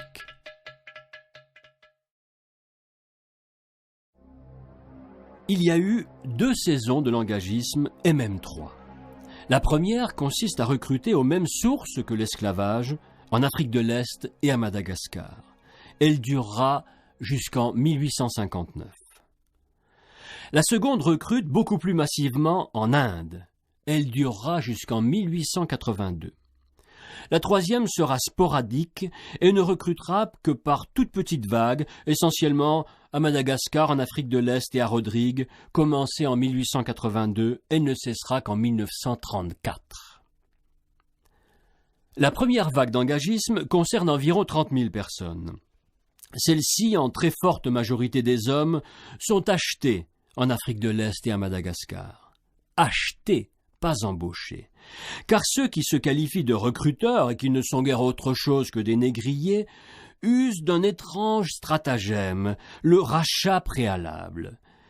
Cette méthode du rachat préalable consiste à acheter des esclaves, à les affranchir sur la plage et à les embarquer d'office pour la Réunion sur la foi d'un contrat de travail. Bien sûr, les ouvriers agricoles embauchés de cette curieuse manière sont des libres, mais ils n'ont guère eu le loisir de dire non. D'ailleurs, une fois sur place, ils sont traités à peine mieux que les esclaves d'hier. Les humanistes de l'époque vont à juste titre s'émouvoir, et l'odieux rachat préalable qui encourageait les traditionnels circuits de l'esclavage sera interdit en 1859. La seconde vague d'engagisme, ouverte avant 1848, culmine entre 1850 et 1865 grâce à une convention signée entre la France et l'Angleterre. Elle concerne l'Inde et elle va introduire dans l'île plus de 120 000 personnes. Cette fois, le cadre légal est plus respectueux des droits de l'homme. Les Indiens sont engagés sur la base de contrats qui sont doublement vérifiés par l'administration française et par un syndic des Indiens. Malgré ces contrôles, certains propriétaires abusent, paient mal leurs travailleurs ou continuent à les traiter comme ils traitaient leurs esclaves. Les vieilles habitudes ont la vie dure. Et c'est la perpétuation de ces vieilles habitudes qui va amener les Anglais à dénoncer la Convention et à fermer le robinet de l'Inde en 1882. Succédera alors la troisième vague d'engagés sporadiques, peu nombreux, mais qui montre bien l'entêtement des propriétaires puisqu'elle durera jusqu'en 1934.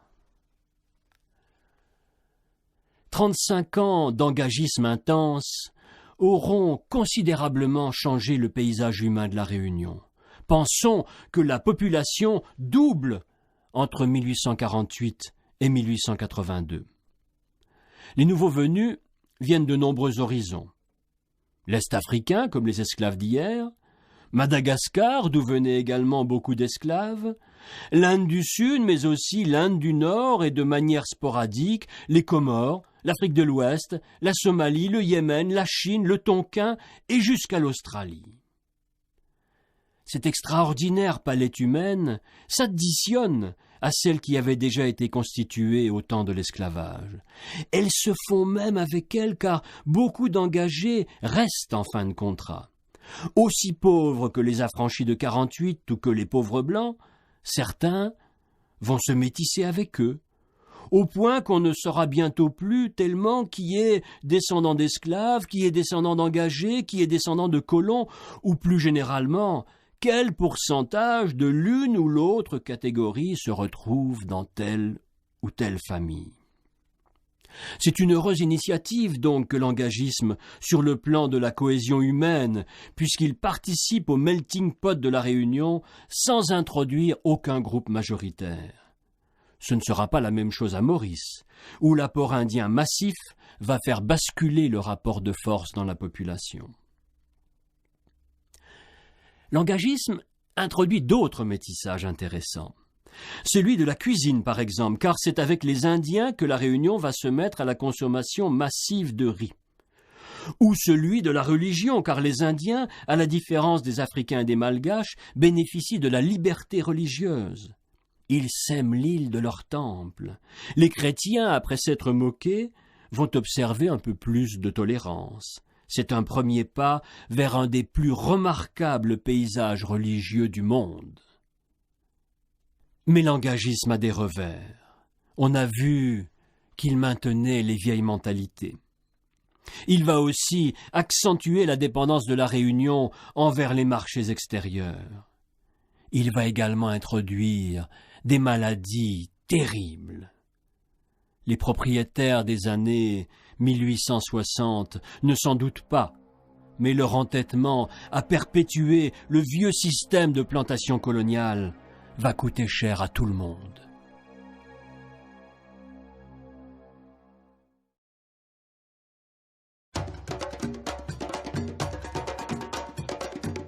L'agitation qui a marqué l'abolition de l'esclavage n'a pas fait baisser la fièvre du sucre. C'est même parce qu'elle est plus forte que jamais, cette fièvre, que les planteurs sont aussi pressés de remplacer leurs affranchis par des engagés. En 1850, les cours sont élevés. Pour produire et gagner encore plus, les propriétaires modernisent leurs équipements. Il est révolu le temps des pionniers où, dans les années 1820, chacun possédait son petit moulin à sucre actionné par le vent, par l'eau, par des mules ou plus rarement par l'homme. Désormais, c'est l'ère de la vapeur. Elle a un double avantage, cette vapeur. D'une part, elle fournit une grande puissance au moulin à canne. D'autre part, elle offre une source de chaleur facilement réglable, ce qui permet de mieux maîtriser l'évaporation des jus et la cristallisation du sucre.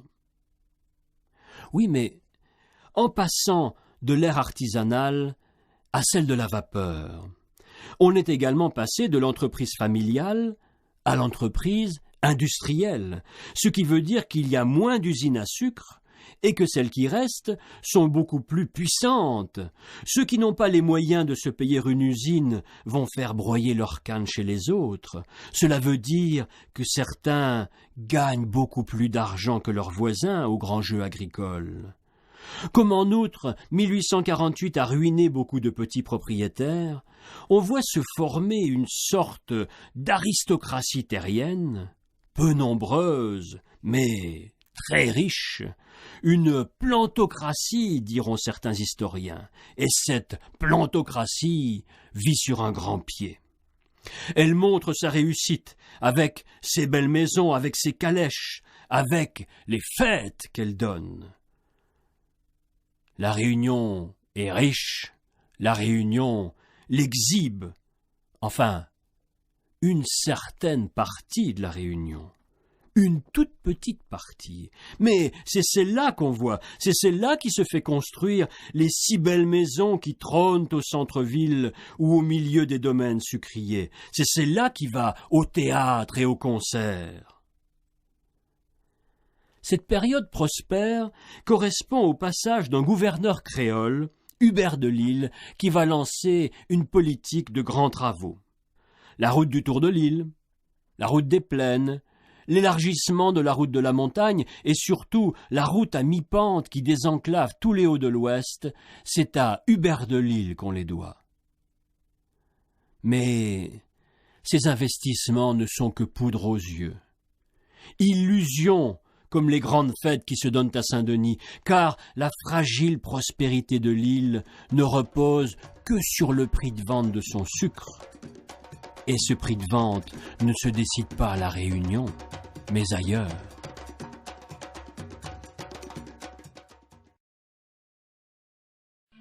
La Réunion faisait la fête.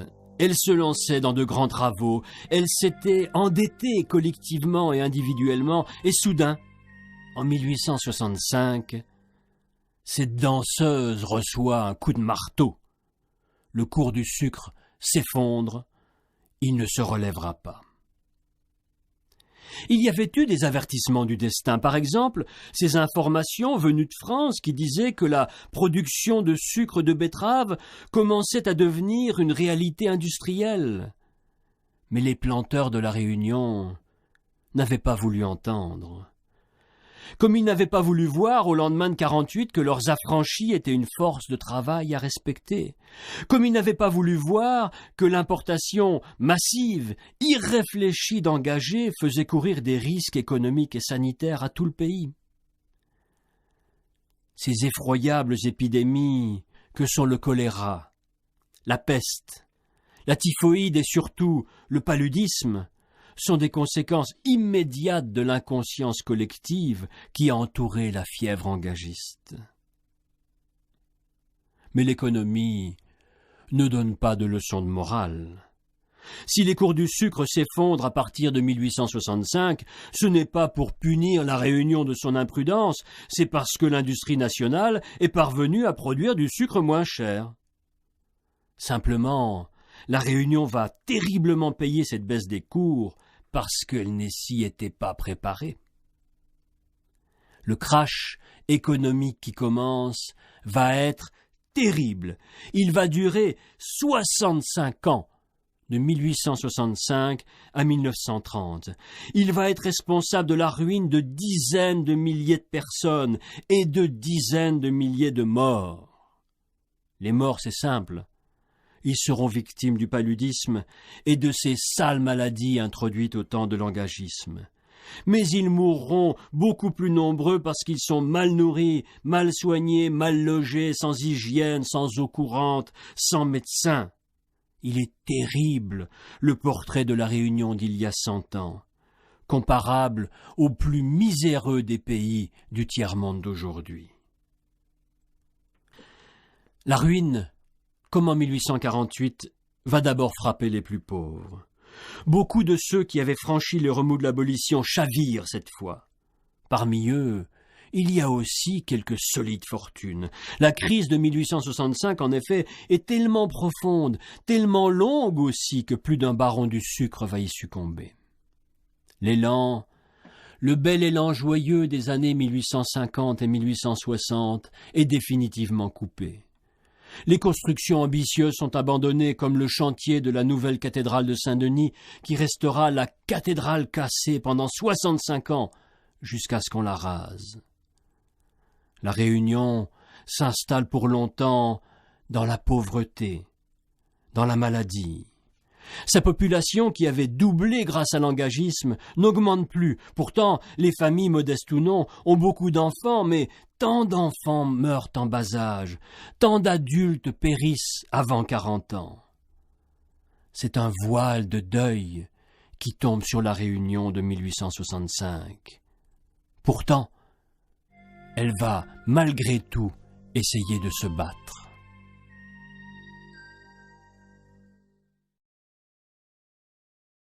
C'est dans les périodes de crise qu'on voit le génie d'un peuple. La Réunion, comme beaucoup d'autres pays dans le même genre de situation, va faire fonctionner son imagination puisqu'elle ne peut plus s'enrichir avec les méthodes traditionnelles, puisqu'elle ne peut même plus survivre avec ces méthodes traditionnelles. La canne, la reine canne sur laquelle on avait tant misé, ne disparaît pas des paysages, mais elle voit ses surfaces se réduire. On ne la cultive plus comme auparavant sur le moindre espace de terre arable. Pour tirer un peu plus d'argent de cette canne désormais moins rentable, les producteurs grands et petits rivalisent d'astuces. On essaie d'économiser de l'énergie dans les usines. On essaie d'économiser du temps sur les transports. C'est à cette époque de crise également qu'on commence à étudier les variétés de canne et les méthodes de culture pour essayer d'avoir un peu plus de rendement. Saluons la crise puisque c'est grâce à elle que la Réunion, aujourd'hui, produit 3 fois plus de sucre sur 2 fois moins de surface qu'en 1865. Saluons surtout les générations de chercheurs qui, patiemment, ont marié des variétés de canne pour obtenir des plants plus résistants aux maladies et plus riches en saccharose. Mais il n'y a pas que la canne. Elle n'est plus rentable, la canne, que sur les terrains les plus accessibles. Ailleurs, il faut trouver d'autres cultures ou, comme on dit alors, d'autres spéculations. Et ce sont des spéculations vraiment que tous les essais botaniques qui fleurissent ici et là dans l'île. Certaines sont des échecs cuisants. Par exemple, qui se souvient qu'on a produit du cacao à La Réunion, du coton, de l'ilang-ilang, qu'on y a élevé des vers à soie?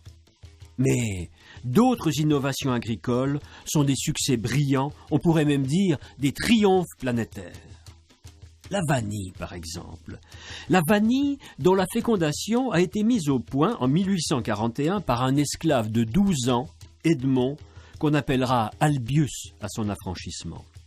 Grâce au petit Edmond, la Réunion est le premier pays au monde à produire de la vanille agricole. Cette vanille qui se répand sur la côte est vaut de l'or. En 1857, l'île en produit 2 tonnes. En 1907, elle en produit 200 tonnes. Autre culture réussie, le géranium, une plante à parfum importée d'Afrique du Sud. Le géranium va sauver des milliers de familles de pauvres blancs. Pourquoi ? Parce qu'on peut le cultiver un peu partout. parce qu'il se distille dans des alambics artisanaux, parce que le produit final, l'essence parfumée, peut être transporté jusqu'à la côte dans un simple sac à dos de Vacoa, une Bertelle. Oh, elles ne rapportent pas gros les Bertelles d'essence, du moins pas à ceux qui les produisent, mais elles permettent aux familles de manger à leur faim. Oui, elle se débat. Elle travaille d'arrache-pied la réunion de la crise. Elle fabrique son propre chocolat, ses cigarettes, son médicament au quinquina pour lutter contre le paludisme. Elle tresse ses propres cordes avec l'aloès. Elle fabrique son huile avec les arachides de ses champs. Mais cela n'est pas suffisant pour sortir de la crise, même si tout le monde élève des poules dans sa cour ou parfois un petit cochon. Ils ne mangent pas de la viande tous les jours, les Réunionnais d'il y a 100 ans. Il y en a même beaucoup qui ne mangent pas de la viande toutes les semaines.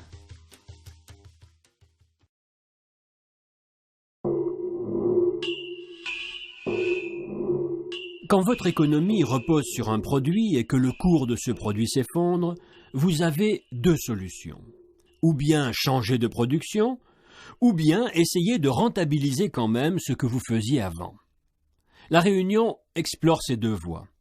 On a vu qu'elle a fortement, désespérément essayé de diversifier sa production agricole avec la vanille, le géranium et bien d'autres essais botaniques. Mais en même temps, elle essaie de perfectionner son outil économique. Ce perfectionnement s'effectue aussi bien chez les producteurs qu'à l'échelle de la colonie tout entière. Les producteurs, on l'a vu, essaient d'améliorer leur méthode de culture de la canne. Ils modernisent également leurs usines et essaient de faire des économies d'énergie, de récupérer le maximum des sous-produits de la canne. On ne jette plus rien. Avec le jus, on fera du sucre. Avec les boues, on fera de l'engrais. Avec la mélasse, on fera du rhum. Et la bagasse elle-même, la paille sèche qui reste quand tout le jus a été extrait, la bagasse sera brûlée et produira la vapeur dont l'usine a besoin. Ainsi, pas besoin d'acheter du bois. La colonie elle-même modernise son outil de production en réalisant, en pleine crise, le chantier le plus colossal du XIXe siècle. Elle se construit un chemin de fer de 146 km de long et un port en eau profonde. Souvenons-nous que la Réunion ne possédait aucun port, que le sucre devait être chargé à dos d'hommes sur des chaloupes qui allaient rejoindre les navires en rade. C'était lent, cela coûtait cher en main-d'œuvre, c'était dangereux. En creusant la pointe des galets, la colonie Réunion se dote d'un port moderne, d'un port où pourront entrer les nouveaux bateaux à vapeur qui arrivent par Suez. Elle se dote d'un outil de pays développé. Et pour rejoindre ce port, elle entreprend cet autre prodige qui consiste à traverser les ravines, à percer les montagnes pour relier l'essentiel des régions du littoral par un chemin de fer. Un chemin de fer à voie étroite, plutôt lent, pas très confortable, mais ça ne fait rien, c'est un chemin de fer d'abord destiné au sucre. Qu'on imagine l'effort de cette colonie exsangue. Le chemin de fer avec sa quinzaine de gares, avec sa trentaine de grands ponts et ses 200 ponceaux, avec son tunnel de 11 km sous la montagne, sera terminé en 3 ans. Il faudra un peu plus de temps pour creuser le port à cause de problèmes techniques, mais quel chantier! Plus de 15 000 hommes y participent, la plupart créoles du pays.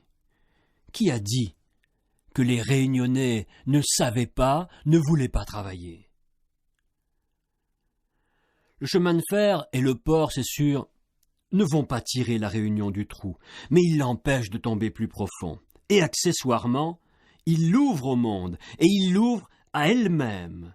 Ils préparent des révolutions culturelles fondamentales. Ils ne font pas que soutenir le sucre, ils font entrer en même temps la colonie dans les temps modernes.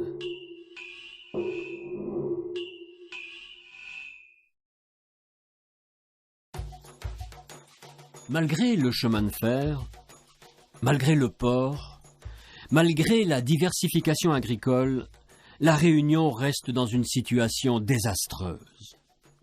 et laisser une autre solution en poussant à la conquête de Madagascar, mais ce n'est qu'un leurre, car jamais la grande île n'accueillera les milliers de Réunionnais pauvres qu'on pensait y envoyer. Au contraire, Madagascar va bientôt s'avérer une redoutable concurrente agricole, notamment dans le domaine de la vanille et des plantes à parfum.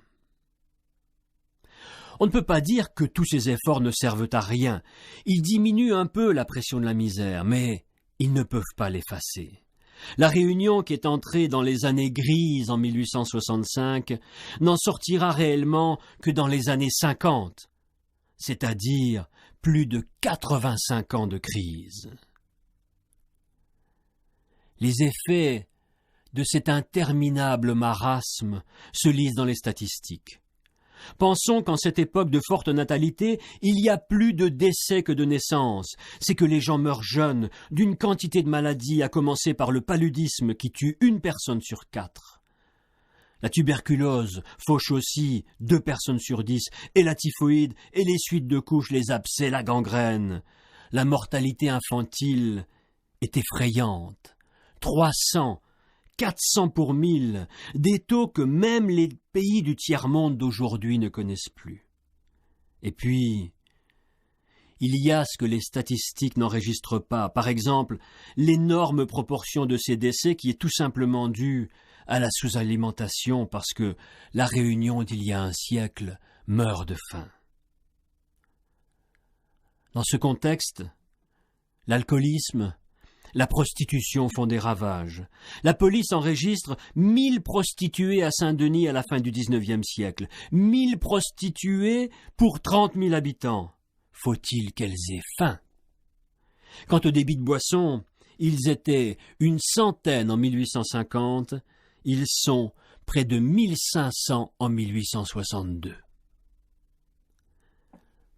Parfois, cette population si pauvre, si malade, si abandonnée, cette population se rebiffe.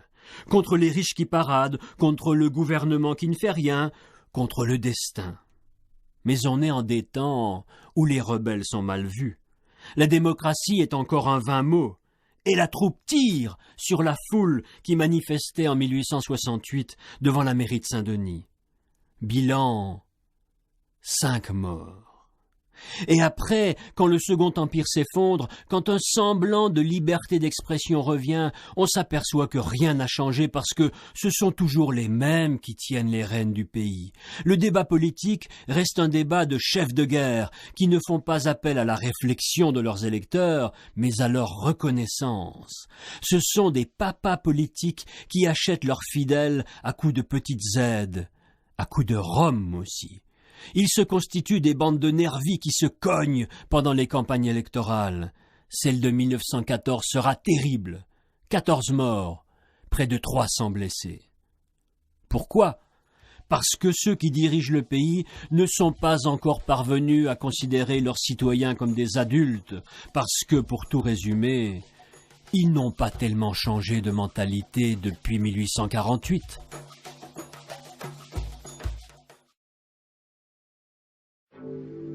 Malgré les pesanteurs de ces dirigeants politiques et économiques, malgré la crise qui l'étouffe et tue sa population, malgré l'oubli dans lequel la France la maintient, la Réunion évolue.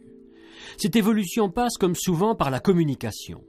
Communication des gens, communication des idées. La communication se fait d'abord vers l'extérieur. Le processus sera lent, mais chaque bateau qui arrive de Marseille dans le nouveau port apporte avec lui des idées de France, des idées qui ne plaisent pas aux puissants du moment, des idées qui s'appellent syndicalisme, revendication, défense du travailleur.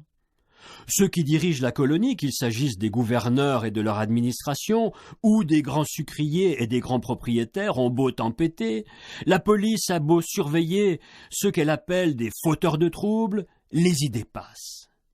Et elles s'infiltrent dans l'île par le chemin de fer. Le chemin de fer, seul secteur industriel unifié du pays, parce que bien sûr, on ne peut pas imaginer de vraie vie syndicale dans les usines sucrières qui sont autant de châteaux forts tenus par les puissants.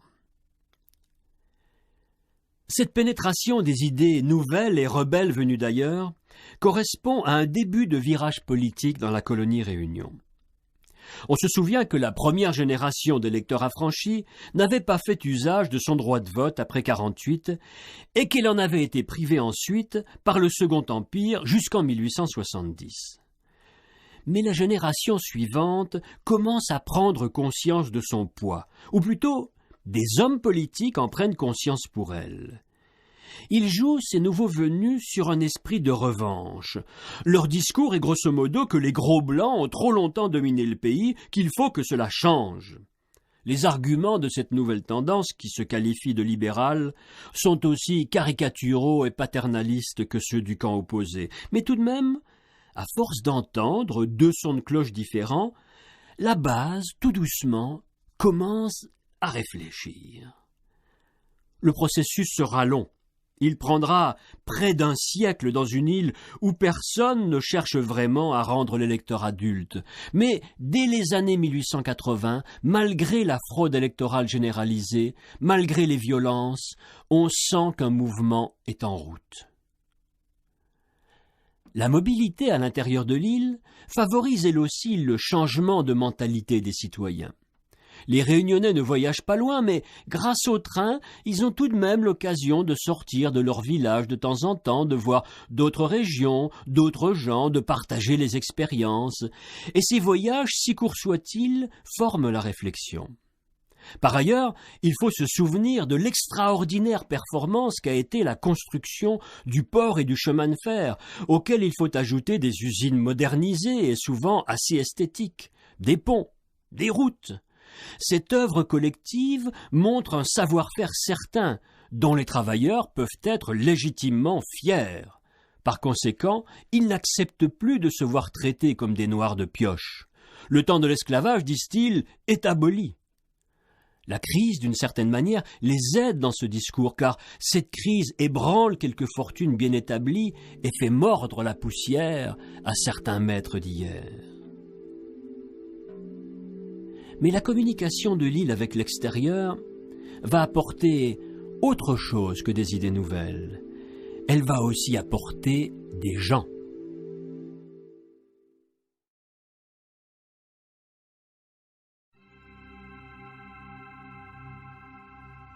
Un autre phénomène contribue fortement à l'évolution des mentalités dans l'île.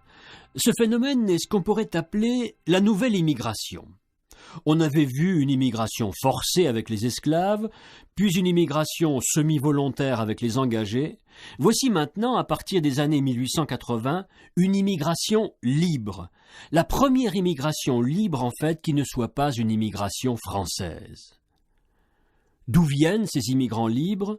Du nord-ouest de l'Inde, région à majorité musulmane, et du sud-est de la Chine, plus précisément des environs de Canton. Cette immigration est doublement importante. D'une part parce qu'elle apporte de nouvelles nuances à l'arc-en-ciel humain de la Réunion, d'autre part parce que ces immigrants libres qui débarquent ne sont pas sous la dépendance des propriétaires. Ils ne sont pas venus pour travailler aux champs, dans les usines à sucre ou sur les chantiers du chemin de fer. Non, ces indo-musulmans et ces Chinois sont venus d'eux-mêmes pour faire leur petit commerce. Mine de rien, c'est une révolution dans la colonie. Pour la première fois de son histoire, la Réunion accueille des non-européens qui ne sont ni captifs, ni salariés, ni dépendants. Bien sûr, ces Chinois et ces Indo-musulmans ne sont pas totalement libres, puisqu'ils ont besoin d'une carte de séjour, puisqu'ils ont besoin également de plaire à leur clientèle, mais tout de même, quel bouleversement! Les réactions sont à la hauteur du choc ressenti. Au début, elles sont violemment xénophobes. Les Chinois et les musulmans viennent prendre le travail des bons créoles, s'indignent les gens chics et la presse, oubliant que ces bons créoles, il n'y a pas si longtemps, étaient traités plus bas que terre par les riches. On jalouse la capacité de travail des nouveaux venus. On s'indigne de leur système d'embauche familiale. On leur flanque des surnoms. On fait courir des légendes sur leur compte. Et pourtant, ils restent. Ils se taisent et travaillent, et petit à petit, ils commencent à faire partie du paysage. Ils y parviennent d'autant plus que beaucoup de membres de la première génération d'immigrants sont des hommes et qu'ils ne sont pas riches. Quand ils sont parvenus, au bout d'années de patient labeur, à acheter la petite boutique de leurs rêves, ils veulent fonder une famille. Mais la Chine ou le Gujarat sont bien loin et le voyage est cher. Alors, ces anciens étrangers qui ont déjà obtenu la nationalité française, ils cherchent sur place souvent. Ils épousent des créoles, ils ont des enfants métis. Quand la Réunion est frappée par un cyclone, une épidémie, une guerre, ils mettent la main à la poche comme tout le monde. Et, de génération en génération, ils deviennent non plus des Chinois ou des Indo-musulmans habitant la Réunion, mais des Réunionnais d'origine chinoise ou indo-musulmane, toujours attachés à leur pays d'origine, certes, mais de plus en plus enracinés dans ce bout de cailloux volcanique de l'océan Indien. Oui, c'est une révolution extraordinaire que cette arrivée des immigrants volontaires d'Asie. Une révolution dont la Réunion peut être fière car, après quelques décennies un peu xénophobes, elle a su accepter ces hommes et ces femmes venus d'ailleurs. Soulignons-le, la Réunion a été le premier territoire français à accueillir une mosquée. Elle a été le premier territoire français à accueillir des temples chinois, comme elle avait été la première à accueillir des temples tamouls. Et personne ne s'y est jamais chamaillé pour des histoires de foulards. Saluons la performance de la part d'un pays qui n'avait eu pour modèle social pendant 150 ans que l'esclavage.